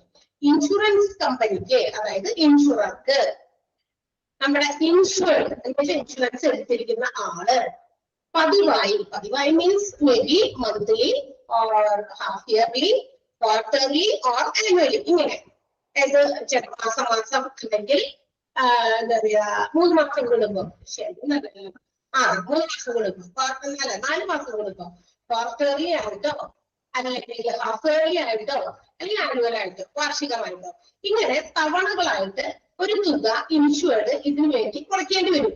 നമുക്ക് ആരെങ്കിലും വെറുതെ ആരും കാശ് കൊണ്ട് തരില്ല. ചെറുതോ വലുതോ ആയിട്ടുള്ള ചെറിയ തുകകൾ ചേർത്ത് വെച്ച് ഒരു വലിയ തുകയായി നമ്മൾ എവിടെയെങ്കിലും സൂക്ഷിക്കാൻ ഏൽപ്പിക്കുന്നത് പോലെയാണ്. ലൈഫ് ഇൻഷുറൻസ് ഒക്കെ ആണെങ്കിലേ ഒരു മന്ത്ലി ഇത്ര രൂപ വെച്ച് 2000 രൂപ വെച്ചായിരിക്കാം, അല്ലെങ്കിൽ 1000 രൂപ വെച്ചായിരിക്കാം, 500 സംതിങ് ആയിരിക്കാം. പല രീതിയിലുള്ള ലൈഫ് ഇൻഷുറൻസ് ഉണ്ടല്ലോ. അത് പല ആളുകൾക്ക് പറ്റുന്ന രീതിയിൽ, എല്ലാവർക്കും ലൈഫ് ഇൻഷുറൻസ് എടുക്കാനായിട്ട് വലിയ എമൗണ്ട് ആണെങ്കിൽ മാത്രമേ പറ്റുള്ളൂ എന്ന് വെച്ചാൽ നടക്കൂല. എല്ലാവരുടെയും ലൈഫ് ഇമ്പോർട്ടന്റ് ആണ്. എല്ലാവർക്കും ഒരൊറ്റ ജീവനുള്ളൂ, റിച്ച് ഓർ പുവർ അതൊന്നും ഇവിടെ പരിഗണിക്കപ്പെടുന്നില്ല. എല്ലാവർക്കും ഒരു ജീവനാണ് നമ്മുടെ ഉള്ളിലുള്ളത് അല്ലെ. എല്ലാവർക്കും ഒരേ ടൈപ്പ് ഓഫ് ജീവനല്ലേ. അതൊന്നും നിലച്ചു പോയാൽ എല്ലാവരും പിന്നെ ഒരേ പേരിലറിയത്തില്ല. അവിടെ പുവർ റിച്ച് യാതൊരു വ്യത്യാസം ഉണ്ടാവില്ല അല്ലെ. അപ്പൊ ആ ഒരു ലൈഫ് എല്ലാവർക്കും ഇമ്പോർട്ടന്റ് ആണ് തീർച്ചയായിട്ടും. അപ്പൊ ആ ഒരു ലൈഫിനെ നമുക്ക് സെക്യൂർ ചെയ്യാൻ വേണ്ടിയിട്ടാണ് ഈ ഇൻഷുറൻസ് ഒക്കെ കുറെയൊക്കെ നമ്മൾ എടുക്കുന്നത്. അപ്പൊ അത് പല പല തവണകളായിട്ടൊക്കെ നമ്മൾ അതിന്റെ ഒരു തുക, ഒരു നിശ്ചിത തുക നമ്മൾ അടയ്ക്കും. മാസമായിട്ട് അടയ്ക്കുന്നവരുണ്ട്, ചിലപ്പോൾ 4 മാസം കൂടുമ്പോ അടയ്ക്കുന്നവരുണ്ട്, ചിലപ്പോൾ ഹാഫ് ഇയർലി 1 വർഷത്തിൽ 2 പ്രാവശ്യം അടയ്ക്കുന്നവരുണ്ട്, ചിലർ ആനുവൽ ആയിട്ട് അടയ്ക്കുന്നവരുണ്ട്. ഇതൊക്കെ നമ്മളിങ്ങനെ തവണകളായിട്ട് അടച്ചടച്ചിടും. എന്നിട്ട് ആ ഒരു പർട്ടിക്കുലർ എഗ്രിമെന്റിൽ പറഞ്ഞിരിക്കുന്ന ആ ഒരു ഡ്യൂറേഷന്റെ ഉള്ളില് ആ സമയം കഴിഞ്ഞ് കഴിയുമ്പോൾ നമുക്ക് എന്ത് ചെയ്യുന്നു, ആ പൈസ തിരിച്ചുകൊണ്ട് തരുന്നത്. അത് ലൈഫ് ഇൻഷുറൻസിലാണ് അങ്ങനെ നടക്കുക. അല്ലെങ്കിൽ മരണം സംഭവിക്കുമ്പോൾ ഞാനത് പറഞ്ഞല്ലോ, ആ സമയത്ത് നമുക്ക് തിരിച്ചു കിട്ടുന്നു. അതാണ്. അപ്പൊ നമ്മൾ തവണകളായിട്ട് ഇങ്ങനെ അടയ്ക്കുന്ന തുക ഇൻഷുറൻസ് കമ്പനിക്ക് തവണകളായി അടയ്ക്കുന്നു. മറ്റൊരു രീതിയിൽ പറഞ്ഞാല് വണ്ടി മിക്കവാറും എല്ലാവർക്കും ഉള്ള സാധനമാണ്. 2 വീലേഴ്സ് എങ്കിലും ഉണ്ട്. ഇപ്പൊ 2 വീലറിന്റെ ഇൻഷുറൻസ് ഒക്കെ എല്ലാവർക്കും കൃത്യമായിട്ട് അടയ്ക്കുന്നില്ലേ? ഇൻഷുറൻസ് പേപ്പറൊക്കെ ക്ലിയർ അല്ലേ എല്ലാവരുടെയും? അല്ലെങ്കിൽ വണ്ടി ഓടിച്ച് അപകടം എന്തെങ്കിലും പറ്റി കഴിഞ്ഞാൽ ഇൻഷുറൻസ് ക്ലെയിം കിട്ടില്ല. അവിടെ ക്ലെയിം അടയ്ക്കാൻ അധികം പറ്റും. അതുകൊണ്ട് മനസ്സിലായോ? പ്രീമിയം ഒക്കെ അടച്ചിരിക്കുന്നതല്ല മാസമാണ് അല്ലെങ്കിൽ മാസത്തിലാണ് നിങ്ങൾ അടയ്ക്കുന്നത്, വർഷത്തിലൊക്കെയാണോ നമ്മുടെ വണ്ടിയിലൊക്കെ വർഷത്തിലാണോ പ്രീമിയം വരുന്നത്. അപ്പൊ അങ്ങനെ നമ്മൾ അടയ്ക്കേണ്ടി വരുന്ന തുക അതിനെയാണ് നമ്മള് പ്രീമിയം എന്ന് വിളിക്കുക. അപ്പൊ എന്താണ് premium? The money that is paid by the insurer to the insurance company is called the premium. മനസ്സിലായോ എന്താണ് പ്രീമിയം എന്ന്? മനസ്സിലായ? ഇപ്പൊ നമ്മള് ഈ എന്താ പറയാ ഹെൽത്ത് ഇൻഷുറൻസ്, മെഡിക്ലെയിം ഇൻഷുറൻസ് ഉള്ളത് പറയാമോ? ഞാൻ പണ്ട് വാങ്ങഴിക്കുന്നു. ഞാൻ പതുക്കെ സൗണ്ട് ഓൺ ആക്കാണേ. ഓക്കെ, കുറച്ചുകൂടെ ഡിസ്കസ് ചെയ്യാം. ഓക്കെ, ഏതെങ്കിലും ടൈപ്പ് ഓഫ് മെഡിക്ലെയിം ഇൻഷുറൻസുകളുള്ളവരൊന്ന് പറയാമോ? ഞാൻ അവരൊന്ന് പറഞ്ഞു നോക്കട്ടെ.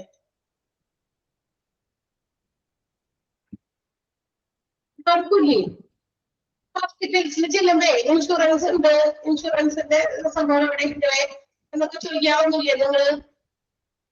ആരെങ്കിലും എനിപ്പറ്റി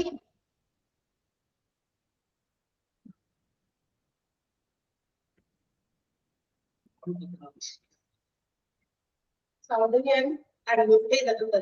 ആരെങ്കിലും പറയോ? ആർക്കില്ല മെഡിക്ലെയിം ഇൻഷുറൻസ് ഇല്ല ആർക്കും? ആരെങ്കിലും ഉണ്ടാവുമല്ലോ. നോക്കട്ടെ, പേര് നോക്കട്ടെ.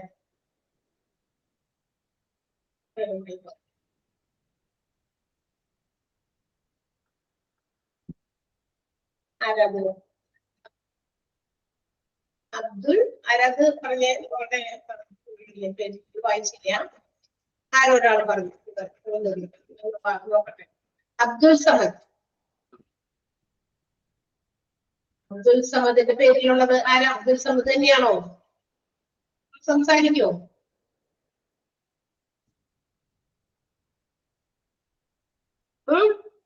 എന്താ ആങ്ങളെയാ? ആ പറഞ്ഞോ. എന്താ പേര്? എന്താ പേരെന്താ? സൗദ. സൗദ. ആ, എനിക്ക് കണ്ണ് കാഴ്ച ശക്തി കുറഞ്ഞത് ഞാൻ എനിക്ക് ഇൻഷുറൻസ് കിട്ടിയതാ, മെഡിക്കൽ ഇൻഷുറൻസ്. ഇൻഷുറൻസ് ഉണ്ട്. ആ, അതിന് എങ്ങനെയാ പേയ്മെന്റ് അടച്ചത്? അത് താഴെയുള്ള കാർഡ്,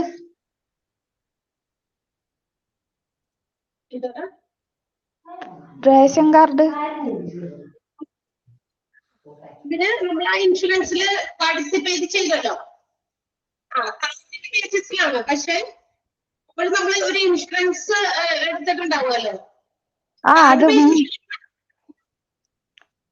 എന്താ പേര്? ഇൻഷുറൻസിന്റെ പേര് പറയോ? ഹെൽത്ത് ഇൻഷുറൻസ് അല്ലാതെ കാരുണ്യ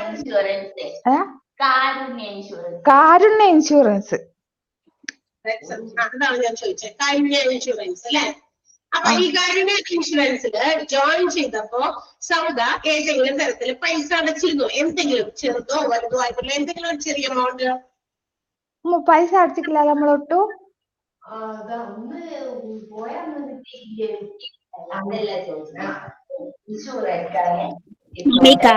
ചെറിയ എന്തെല്ലാം ചെറുതായിട്ട്. ഇല്ല ഇല്ല, അടച്ചില്ല. Yes, okay. സൗണ്ട് മ്യൂട്ട് ചെയ്തോളൂ സൗദ. സഫീദ എന്താ പറഞ്ഞത്? പറഞ്ഞേ. മാമി, കാരുണ്യ ഇൻഷുറൻസ് എന്നൊക്കെ പറയുന്നത് നമ്മുടെ സർക്കാരിന്റെ കീഴിൽ വരുന്നതാ. അത് 5 ലക്ഷം എങ്ങാണ്ട് ഒരു വ്യക്തിയുടെ പേർക്കുള്ളതാ. അതിന് നമുക്ക് ഒന്നും അടയ്ക്കണ്ട അല്ലെ? പ്രീമിയം നമ്മളൊന്നും അടയ്ക്കണ്ട. ഇല്ല, വർഷാവർഷം സർക്കാർ നമ്മുടെ ഇതിൽ അത് ആഡ് ചെയ്തോളൂ. അവര് തന്നെ തരുന്നതാണ്. അവരാണ് ട്രീറ്റ്മെന്റ് കൊടുക്കുന്നത്. അതെ, പ്രധാനമന്ത്രിയുടെ അങ്ങനെ എന്തോ സ്കീമാ. പിന്നെ പ്രൈവറ്റ് എന്ന് പറയുന്നത് നമ്മൾ മാസം മാസം എത്രയോ ഒരു 400 അങ്ങനെ ഒരു വ്യക്തിയുടെ ആ ഒരു രീതിയിലാണ് അയക്കേണ്ടത്. ഓക്കെ, ഏത് ടൈപ്പ് ഓഫ് ചെയ്തോ? അപ്പൊ ഏതെങ്കിലും ഒരു ഇൻഷുറൻസ് നമ്മൾ എടുക്കുമ്പോ ആ ഇൻഷുറൻസിനകത്ത് നമ്മൾ എന്താ പറയാ ഏതെങ്കിലും ഒരു ചെറുതോ വലുതോ. ഇപ്പൊ കാരുണ്യ ഇൻഷുറൻസ് ഒരു പർട്ടിക്കുലർ ടൈപ്പ് ഓഫ് ഇൻഷുറൻസ് ആയതുകൊണ്ട് അതിന്റെ എമൗണ്ട് നമുക്ക് വേണ്ടി ഗവൺമെന്റിൽ നിന്ന് പോകുന്നുള്ളത്. മനസ്സിലായോ? അപ്പൊ ഒരു പ്രീമിയം തുക ഗവൺമെന്റ് ആണ് നിങ്ങൾക്ക് വേണ്ടി അത് അവിടെ കൊടുക്കുന്നത്. അപ്പൊ ആ ഒരു എമൗണ്ട് അവിടെ എത്തുന്നത് കൊണ്ട് ആ ഒരു എമൗണ്ടുകൾ അവിടെ കിടന്നിട്ടാണ് നമ്മൾക്ക് അങ്ങനെ ഒരു സിറ്റുവേഷൻ, നമ്മളെ ഹെൽത്തുമായിട്ട് എന്തെങ്കിലും ഒരു ഇഷ്യൂ ആയിട്ട് നമ്മൾ ഹോസ്പിറ്റലൈസ്ഡ് ആകുമ്പോൾ നമുക്ക് അതിന്റെ ഒരു തുക കിട്ടുന്നത്. അല്ലാതെ ഒരു ഏതെങ്കിലും ഒരു ഇൻകം ഇല്ലാതെ നമുക്ക് മറ്റുള്ളവരെ ഹെൽപ്പ് ചെയ്യാൻ പറ്റും. ഇപ്പൊ എനിക്ക് മറ്റുള്ളവരെ ഒരുപാട് പേരെ സഹായിക്കണമെന്നുണ്ട്, എനിക്കൊരു അതിന് വേണ്ടിയിട്ടുള്ള വരുമാനം വേണം, എന്നാലേ എനിക്ക് മറ്റുള്ളവരെ ഹെൽപ്പ് ചെയ്യാൻ പറ്റുള്ളൂ. അപ്പൊ അതുപോലെ ഇൻഷുറൻസുകൾ ഈ തുകകള് ഇങ്ങനെ എന്താ പറയാ ഇൻഷുറൻസിൽ നിന്ന് സമ്പാദിക്കുന്ന ഈ തുകകളൊക്കെ കൂട്ടി വെച്ചിട്ടാണ് ഇൻഷുറൻസ് കമ്പനികൾ ചെയ്യുന്നത്. ഇത്തരം മെഡിക്കൽ എക്സ്പെൻസുകൾ അത് ഏത് ഇൻഷുറൻസ് ആണെങ്കിലും ഓരോ കമ്പനികളുണ്ട്, ഇഷ്ടംപോലെ കമ്പനികളുണ്ട് ഇൻഷുറൻസ് പ്രൊവൈഡ് ചെയ്യുന്ന, മെഡിക്കൽ ഇൻഷുറൻസ് ആയിട്ടും ലൈഫ് ഇൻഷുറൻസും ആയിട്ടും ഒക്കെ പ്രൊവൈഡ് ചെയ്യുന്ന ഇഷ്ടംപോലെ ഇൻഷുറൻസ് കമ്പനികളുണ്ട്. അപ്പൊ അവര് ഓരോ ഈ പറയുന്ന ഇൻസ്റ്റാൾമെന്റ് പോലെ, അതായത് പ്രീമിയം ആയിട്ട് ഓരോ തുകകള് ഓരോ പർട്ടിക്കുലർ ടൈപ്പ് ഓഫ് ഇൻഷുറൻസിന് അവര് വാങ്ങിക്കുന്നത്. ആ തുക ഇൻഷുറൻസ് കമ്പനിക്ക് പ്രൊവൈഡ് ചെയ്യുന്ന അല്ലെങ്കിൽ പേ ചെയ്യുന്ന തുകയാണ് നമ്മൾ എന്ത് വിളിക്കുക, പ്രീമിയം എന്ന് വിളിക്കുക. മനസ്സിലായോ? അതാണ് പ്രീമിയം. നമ്മൾ ഇങ്ങനെ അടച്ചുകൊണ്ടിരിക്കുന്നുണ്ട്. അത് ചില ടൈപ്പ് ഓഫ് ഇൻഷുറൻസ്, അത് ഗവൺമെന്റിന്റെ ഇൻഷുറൻസിന് മാത്രമേ അങ്ങനെ എക്സെപ്ഷണൽ കേസുള്ളൂ, നമ്മൾ പൈസ അടയ്ക്കേണ്ട എന്നുള്ളൊരു കാര്യം വരുന്നുള്ളൂ. ഗവൺമെന്റിന്റെ ഇൻഷുറൻസ് ആണെങ്കിൽ, അല്ലാതെയുള്ള ഏത് പ്രൈവറ്റ് ഇൻഷുറൻസ് കമ്പനികളുടെയും ഇൻഷുറൻസ് നമ്മൾ എടുക്കുമ്പോൾ ഒരു നിശ്ചിത തുക ഇൻഷുറൻസ് കമ്പനിക്ക് കൊടുക്കേണ്ടതുണ്ട്. അതിന് വിളിക്കുന്ന പേരാണ് പ്രീമിയം. മനസ്സിലായോ? മനസ്സിലായോ എല്ലാവർക്കും? ഞങ്ങൾക്ക് ഇവിടെ ഉണ്ട്, നാട്ടിലില്ല, ഇവിടെ ഉണ്ട്.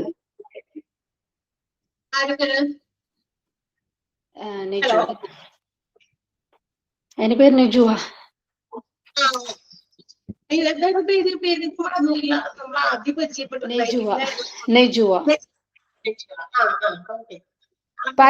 ഇവിടെ മന്ത്ലി 130 ദിർഹംസ് വെച്ചിട്ട് നമ്മൾ മന്ത്ലി അടക്കണം.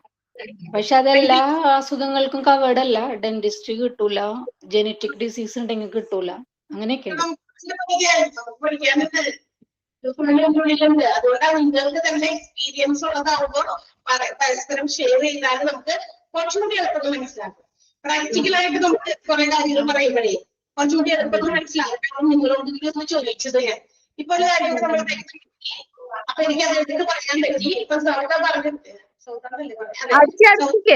പുതുക്കും അടക്കലുണ്ട്,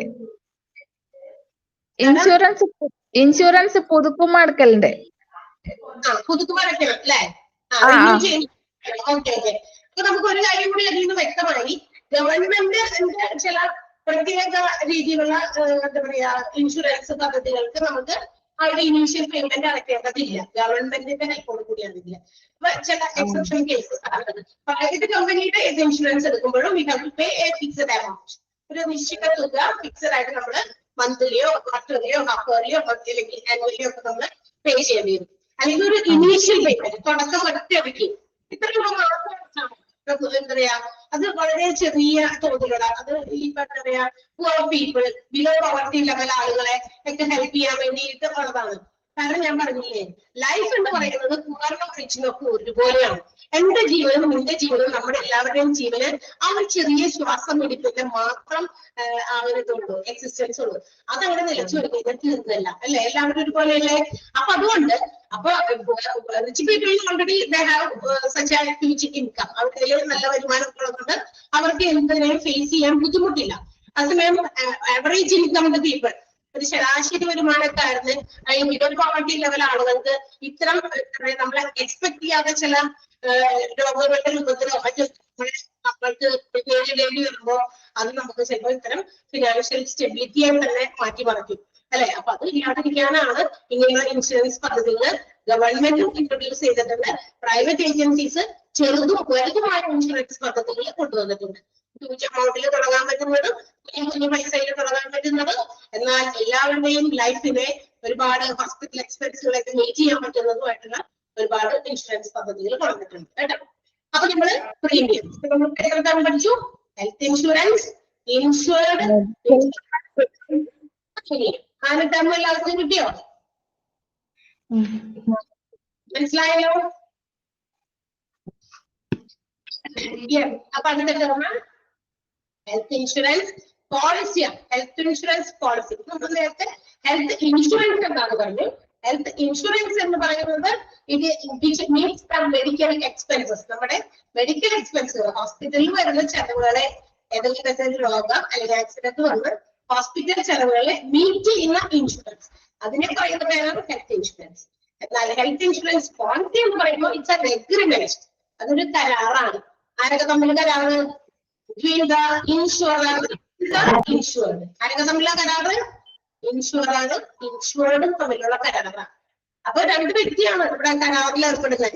ഞാൻ ഇൻഷുറൻസ് എടുക്കുന്ന ആളാണെങ്കിൽ ഞാൻ ഇൻഷുർഡ്, എനിക്ക് ഇൻഷുറൻസ് ഇത്ര കോമ്പൻസേഷൻ, അവർക്ക് എന്തെങ്കിലും വന്നാൽ അവർക്ക് നഷ്ടപരിഹാരം തരാം എന്ന് ഏറ്റെടുക്കുന്ന നമ്മുടെ കമ്പനി, അത് ഇൻഷുറൻസ് കമ്പനി, ഇൻഷുറൻസ്.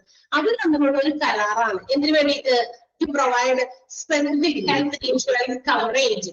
ഒരു പർട്ടിക്കുലർ പ്രീമിയത്തിന് ഒരു നിശ്ചിത തുക നീ മാസം അല്ലെങ്കിൽ ആനുവലായിട്ട് ഇങ്ങനെ അടച്ചാൽ നിനക്ക് എന്തെങ്കിലും ഹോസ്പിറ്റൽ ചെലവ് വന്നാൽ, നിങ്ങളുടെ ചില പ്രത്യേക രോഗങ്ങൾക്ക് ഹോസ്പിറ്റലൈസ്ഡ് ആയാൽ നിങ്ങൾക്ക് പൈസ ഞങ്ങൾ തന്നോളാം എന്ന് സമ്മതിക്കുന്ന, കരാർ വെച്ചുറപ്പിക്കുന്ന ഇൻഷുറൻസ് കമ്പനി. ആ ഒരു കരാറിനെയാണ് നമ്മള് ഹെൽത്ത് ഇൻഷുറൻസ് പോളിസി എന്ന് പറയുന്നത്. കേട്ടാ, ഹെൽത്ത് ഇൻഷുറൻസ് പോളിസി അണ്ടർലൈൻ ചെയ്യാം. നമ്മൾ പഠിച്ച അഞ്ചാമത്തെ ടേമാണ് health insurance policy. Health insurance, insured, insurer, premium, health insurance policy. Fifth term underline ചെയ്ത് insurance policy is an agreement between an insurer and an individual or group. ഒരു വ്യക്തിയോ ഒരു ഗ്രൂപ്പോ ആളുകളോ അവരെയാണ് ഇൻഷുർഡ്, അവരുമായിട്ട് നടത്തുന്ന ഒരു കരാറ്. എന്താണ് കരാറ്? which agrees to provide specific health insurance coverage. ഒരു ഹെൽത്ത് ഇൻഷുറൻസ് കവറേജ് തരാമെന്ന് കരാർ ഉറപ്പിക്കുന്നു. എങ്ങനെ? പർട്ടിക്കുലർ പ്രീമിയം, നിങ്ങൾ ഇത്ര രൂപ ഞങ്ങൾക്ക് പ്രീമിയമായിട്ട് തന്നു.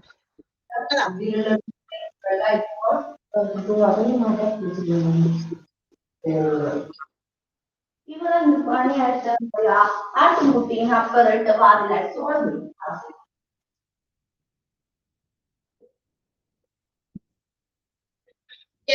ഹെൽത്ത് ഇൻഷുറൻസ് പോളിസി അപ്ലൈ ചെയ്തല്ലോ. അടുത്ത ടേം പറയാൻ പോവാണേ.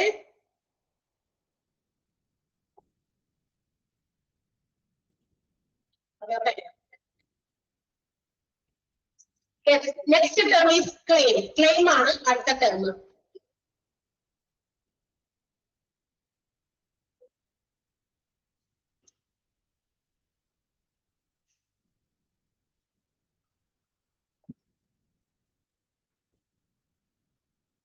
ഓക്കെ, എന്താണ് ക്ലെയിം? ഇൻഷുറൻസ് കമ്പനിയുമായിട്ട് നമ്മളൊരു കരാറിൽ ഏർപ്പെട്ടു, ഒരു എഗ്രിമെന്റ് വെച്ചു. അക്കോർഡിംഗ് ടു ദ പ്രീമിയം, ആ ഒരു ഇൻഷുർഡ് കൊടുക്കുന്ന പ്രീമിയത്തിന്റെ അടിസ്ഥാനത്തിൽ നമുക്ക് കോമ്പൻസേഷൻ തരാം എന്നുള്ള ഒരു എഗ്രിമെന്റ് ആണ് നമ്മൾ ഒപ്പുവെച്ചത്. എഗ്രിമെന്റ് ചെയ്ത നമ്മളിൽ നിന്നും ഡീറ്റെയിൽസ് ഒക്കെ കളക്ട് ചെയ്ത് അവര് നമ്മളുടെ ഒരു ബോണ്ട് ഒക്കെ തയ്യാറാക്കി, എഗ്രിമെന്റ് ഒക്കെ തയ്യാറാക്കി വെക്കും. സോ ഇത്ര വർഷത്തിനുള്ളിൽ ഇത്ര സമയത്ത് നിങ്ങൾക്ക് ഇന്ന സാധനങ്ങൾക്ക് കാര്യങ്ങൾക്കൊക്കെ വേണ്ടിയിട്ട് നമ്മുടെ എക്സ്പെൻസ് മീറ്റ് ചെയ്തോളാം, മെഡിക്കൽ ഹോസ്പിറ്റൽ എക്സ്പെൻസ് മീറ്റ് ചെയ്തോളാം എന്നുള്ള അഗ്രിമെന്റ് ആണ് ഹെൽത്ത് ഇൻഷുറൻസ് പോളിസി. ഇനി when we are being a part of an insurance contract, നമ്മളൊരു ഇൻഷുറൻസ് കോൺട്രാക്ട് എടുത്തു കഴിഞ്ഞാൽ നമുക്ക് ആ ഇൻഷുറൻസിന്റെ പൈസ കിട്ടണമല്ലേ? നമുക്കിപ്പോ ഞാൻ നേരത്തെ പറഞ്ഞതുപോലെ വീണ്ടും ലൈഫ് ഇൻഷുറൻസിലേക്ക് ഒന്ന് വരേണ്ടത്, ഒന്ന് കളക്ട് ചെയ്യാൻ നമ്മളൊരു ലൈഫ് ഇൻഷുറൻസ് എടുക്കുകയാണ്. ലൈഫ് ഇൻഷുറൻസ് എടുത്തു, അപ്പൊ എന്താ പറയാ, ഒരു 10 വർഷത്തെ ഇൻഷുറൻസ് ആണ് എടുത്തത്. 10 വർഷത്തെ ഇൻഷുറൻസ് എടുത്തതിന് ശേഷം നമുക്ക് ഒരു 2-3 വർഷം കഴിയുമ്പോൾ ആ ഇൻഷുറൻസ് എടുത്ത വ്യക്തി പേയ്മെന്റ് ഒക്കെ അടച്ചുകൊണ്ടിരിക്കുകയാണ്. ഇതിന്റെ പ്രകാരം പ്രീമിയം റെഗുലർലി അടച്ചുകൊണ്ടിരിക്കുന്ന ആളാണ്. 3 വർഷമായപ്പോ ആള് മരിച്ചു എന്ന് വിചാരിക്കാം. So we have to inform this to the insurance company. ആള് മരിച്ചത് ചിലപ്പോൾ ഇൻഷുറൻസ് കമ്പനി അറിയണമെന്നില്ല. അറിയോ നമ്മളിപ്പോ ഒരു ഇൻഷുറൻസ് എടുത്തിരിക്കുന്ന ഞാൻ ഇടയ്ക്ക് വെച്ച് എപ്പോഴെങ്കിലും മരിച്ചുപോയി, ഞാൻ ഇൻഷുറൻസ് എടുത്തിട്ടുണ്ടെന്നും ഞാൻ മരിച്ചുപോയി ആണെന്നും ഇൻഷുറൻസ് എടുത്തിട്ടുണ്ടെങ്കിൽ അറിയാൻ പറ്റും. മരിച്ചുപോയി എന്നുള്ളത് അവിടെ ഇൻഫോം ചെയ്താൽ അറിയും. എന്നുവെച്ചാൽ we have to make the request for the payment. എപ്പോഴും ഒരു ഇൻഷുറൻസ് എടുക്കുമ്പോൾ ആ മരണം സംഭവിച്ചു, ആദ്യം നമ്മുടെ ഡ്യൂറേഷൻ വരെ കാത്തിരിക്കാൻ പറ്റിയില്ല, ആൾ മരിക്കപ്പെട്ടു. അപ്പൊ അങ്ങനെയാണെങ്കിൽ ആ ഇൻഷുറൻസിന്റെ തുക നമുക്ക് കിട്ടണം. ആർക്ക്? എന്റെ ബെനഫിഷ്യറിക്ക്. അതിന്റെ യഥാർത്ഥ അവകാശി ആരാണ് അവർക്ക് കിട്ടണം. അത് കിട്ടണമെന്നുണ്ടെങ്കിൽ അത് അവരെ അറിയിക്കണം. അല്ലേ, ആള് ഇന്ന ഇൻഷുറൻസിന്റെ നമ്പർ, പോളിസിയുടെ നമ്പർ മറ്റും വെച്ചിട്ട് നമ്മൾ അറിയിക്കണം അവരെ. ഈ പോളിസിയുടെ നമ്പറിൽ ഇയാള് എന്തെങ്കിലും മരണപ്പെട്ടു, സോ എന്റെ ഇൻഷുറൻസ് ഇത്ര തവണയൊക്കെ ഇത്ര വർഷം ഞങ്ങൾ അടച്ചു, ആള് മരിച്ചതിന്റെ അടിസ്ഥാനത്തിൽ ഞങ്ങൾക്ക് അതിന്റെ പൈസ കിട്ടണം. So we have to make a request for the payment to the insurance company. അപ്പൊ നമുക്ക് ഇൻഷുറൻസിന്റെ പൈസ തരണം എന്ന് പറഞ്ഞുകൊണ്ട് നമ്മൾ എന്ത് ചെയ്യണം, ഒരു റിക്വസ്റ്റ് വെക്കണം അല്ലെ, ഇൻഷുറൻസ് കമ്പനിയെ അറിയിച്ചുകൊണ്ട് പൈസ തരണം, ഞങ്ങളുടെ ഇൻഷുറൻസിന്റെ ഡ്യൂറേഷൻ കഴിഞ്ഞു, അല്ല ഇൻഷുറൻസ് എടുത്തിരിക്കുന്ന ആള് മരണപ്പെട്ടു, ഏതാണോ ആദ്യം സംഭവിച്ചത് ആ സമയത്ത് നമ്മളിത് കമ്പനിയെ അറിയിക്കുന്നു.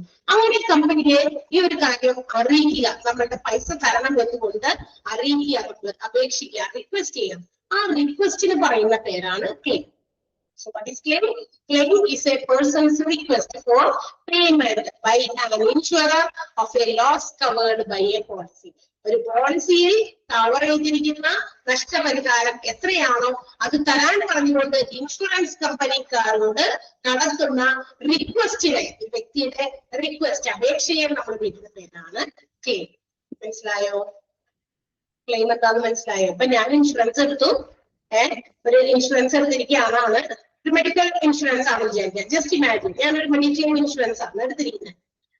ഒരു എന്താ പറയാ, ഒരു വർഷത്തെ ഇൻഷുറൻസ് എടുത്തിട്ടുണ്ട്. എന്താ പറയാ, ഇനീഷ്യൽ സ്റ്റേജില് ഒരു 100 രൂപയൊക്കെ അടച്ചിട്ട് ഒരു ഇൻഷുറൻസ് ഗവൺമെന്റ് കൊടുത്ത, അല്ല ഗവൺമെന്റ് പ്രൈവറ്റ് ചെറിയ ഇൻഷുറൻസ് ഞാനും എടുത്തു. കാരണം ഇന്നത്തെ കാലമല്ലേ, എന്ത് രോഗം വരുന്നത് എപ്പോഴാ കിടക്കേണ്ടി വരുന്നതെന്ന് അറിയില്ല. അതുകൊണ്ട് നിർബന്ധിതരാണ് നമ്മളെല്ലാവരും, ഇനി ഇല്ലാത്തവര് വേഗം തന്നെ എത്രയും പെട്ടെന്നൊക്കെ ഒരു മെഡിക്ലെയിം ഇൻഷുറൻസ് എടുക്കുന്നത് നല്ലതാണ്. ബിക്കോസ് നമുക്ക് ആ ഒരു വലിയ ഫിനാൻഷ്യൽ ലോസ്, സാമ്പത്തികമായിട്ടുള്ള വലിയൊരു നഷ്ടത്തെയൊക്കെ അഭിമുഖീകരിക്കാൻ കുറച്ച് നമ്മളുടെ ആ ഒരു അത്തരം ലോസിനെയൊക്കെ നമുക്ക് ഫേസ് ചെയ്യാൻ പറ്റുന്ന ഒരു ഉപാധിയാണ് അല്ലെ ഈ പറയുന്ന ഇൻഷുറൻസ്. അപ്പൊ ഞാൻ എന്ത് ചെയ്യുന്നു, ഒരു ഇൻഷുറൻസ് എടുത്തിട്ടുണ്ടായിരുന്നു. ആ ഒരു വർഷത്തിനുള്ളിൽ ഞാൻ ഇൻഷുറൻസ് എടുത്ത് 2-3 മാസം കഴിഞ്ഞപ്പോൾ എനിക്ക് എന്തെങ്കിലും വലിയ കാര്യമായ എന്തെങ്കിലും അസുഖം വന്നു, ഞാൻ ഹോസ്പിറ്റലൈസ്ഡ് ആയി. സോ ഹോസ്പിറ്റലിൽ നമ്മൾ അവിടെ കിടക്കുന്നു പറഞ്ഞിട്ട് ഇൻഷുറൻസ് കമ്പനിക്കാരെ അറിയണമെന്നുണ്ടോ? ഇല്ല, നമ്മളത് അവരെ അറിയിക്കണം. ആ അറിയിക്കലാണ് ഈ ക്ലെയിം. നമ്മൾ അറിയിക്കണത് ഞാനിങ്ങനെ എല്ലാ അസുഖം ബാധിച്ച് ഹോസ്പിറ്റലിലാണ്, പൈസ ബില്ലിന്റെ പേയ്മെന്റ് ഒക്കെ കുറെ കൊടുക്കാണ്ട്, അതുകൊണ്ട് വരണം, അവിടെ മുതൽ ഓറഞ്ചായിട്ട് കാണാൻ പറ്റുന്നതാണോ? അല്ല, നിങ്ങൾ ആ മെഡിക്ലെയിമിന്റെ പൈസ ഒക്കെ അടച്ചോളാം, നമ്മളൊരു എഗ്രിമെന്റ് ഉണ്ടായല്ലോ, അതനുസരിച്ചാണല്ലോ ഞാൻ ഇൻഷുറൻസ് എടുത്തങ്ങനെ. ആ പൈസ കൊടുക്കുന്നത് അടയ്ക്കണോട്ടോ, വല്ല നിവർത്തിയുണ്ടെങ്കിൽ, അല്ലെങ്കിൽ എനിക്കിവിടുന്ന് പോകാൻ പറ്റില്ല എന്നൊക്കെ പറഞ്ഞുകൊണ്ട് അറിയിക്കലാണ്.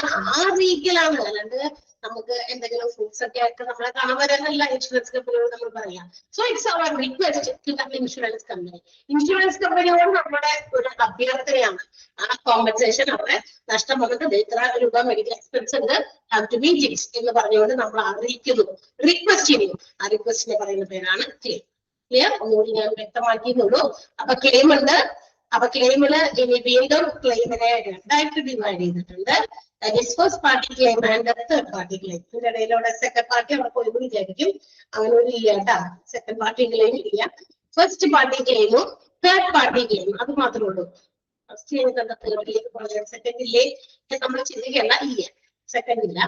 First party claim and third party claim. Okay, നമുക്ക് അടുത്ത ക്ലാസ്സിൽ കണ്ടിന്യൂ ചെയ്യാം, ബിക്കോസ് ഇപ്പൊ തന്നെ ആവശ്യത്തിനായിട്ട്. ഓക്കെ, ക്ലെയിം വരെ നമ്മൾ 6 ടേംസ് പഠിച്ചിട്ടുണ്ട്. ഇൻഷുറൻസുമായിട്ട് റിലേറ്റ് ചെയ്ത് 6 പുതിയ ടേംസ് ആണ് നമ്മൾ പഠിച്ചത്. Health insurance policy, insurer, premium and claim. 6 പുതിയ ടേമുകൾ നമ്മൾ പഠിച്ചു. ഈ 6 ടേം ഇമ്പോർട്ടന്റ് എന്ന് പറഞ്ഞാൽ വളരെ ഇമ്പോർട്ടന്റ് ആണ്. ഒരുപാട് ക്വസ്റ്റ്യൻസ് ഇതിനകത്ത് തന്നെയുള്ള ഇൻഷുറൻസിൽ തന്നെ കുറെ ക്വസ്റ്റ്യൻസ് വരാൻ സാധ്യതയുണ്ട്. അതുകൊണ്ട് ഇതെല്ലാവരും നന്നായിട്ട് പഠിച്ചു. ബാക്കി നമ്മള് അടുത്ത ക്ലാസ്സിൽ വീണ്ടും കണ്ടിന്യൂ ചെയ്യും. ഓക്കെ അല്ലേ? ഈ ഒരു ചാപ്റ്റർ ഉള്ളൂ കേട്ടോ, ഈ ഒരു ചാപ്റ്റർ അതേ ഉള്ളൂ. നമുക്ക് തമ്മിൽ കാണാൻ ഈ ഒരു ചാപ്റ്റർ മാത്രം മതി. കാരണം ഒരു അവറയിലുണ്ട്. ഇതുപോലെ ചില ടീച്ചേഴ്സ് ആരെങ്കിലും ഒക്കെ ഇല്ലാണ്ടായ ചൂട് കൂടുതലായതുകൊണ്ടാണ്, അല്ലെങ്കിൽ കണ്ടിന്യൂ ചെയ്ത് ഞാൻ 2 മണിക്കൂർ എടുത്തേനെ. നമുക്ക് അൺബെയറബിൾ ചൂടാണ്, അതുകൊണ്ടാണ് സഹിക്കാൻ പറ്റുള്ളത്. Okay, so let's see next day ഇതുപോലെ ഏതെങ്കിലും അവസരങ്ങളൊക്കെ നമുക്ക് കിട്ടും, നമ്മൾ ചെയ്യുന്നത്. Okay, bye, thank U.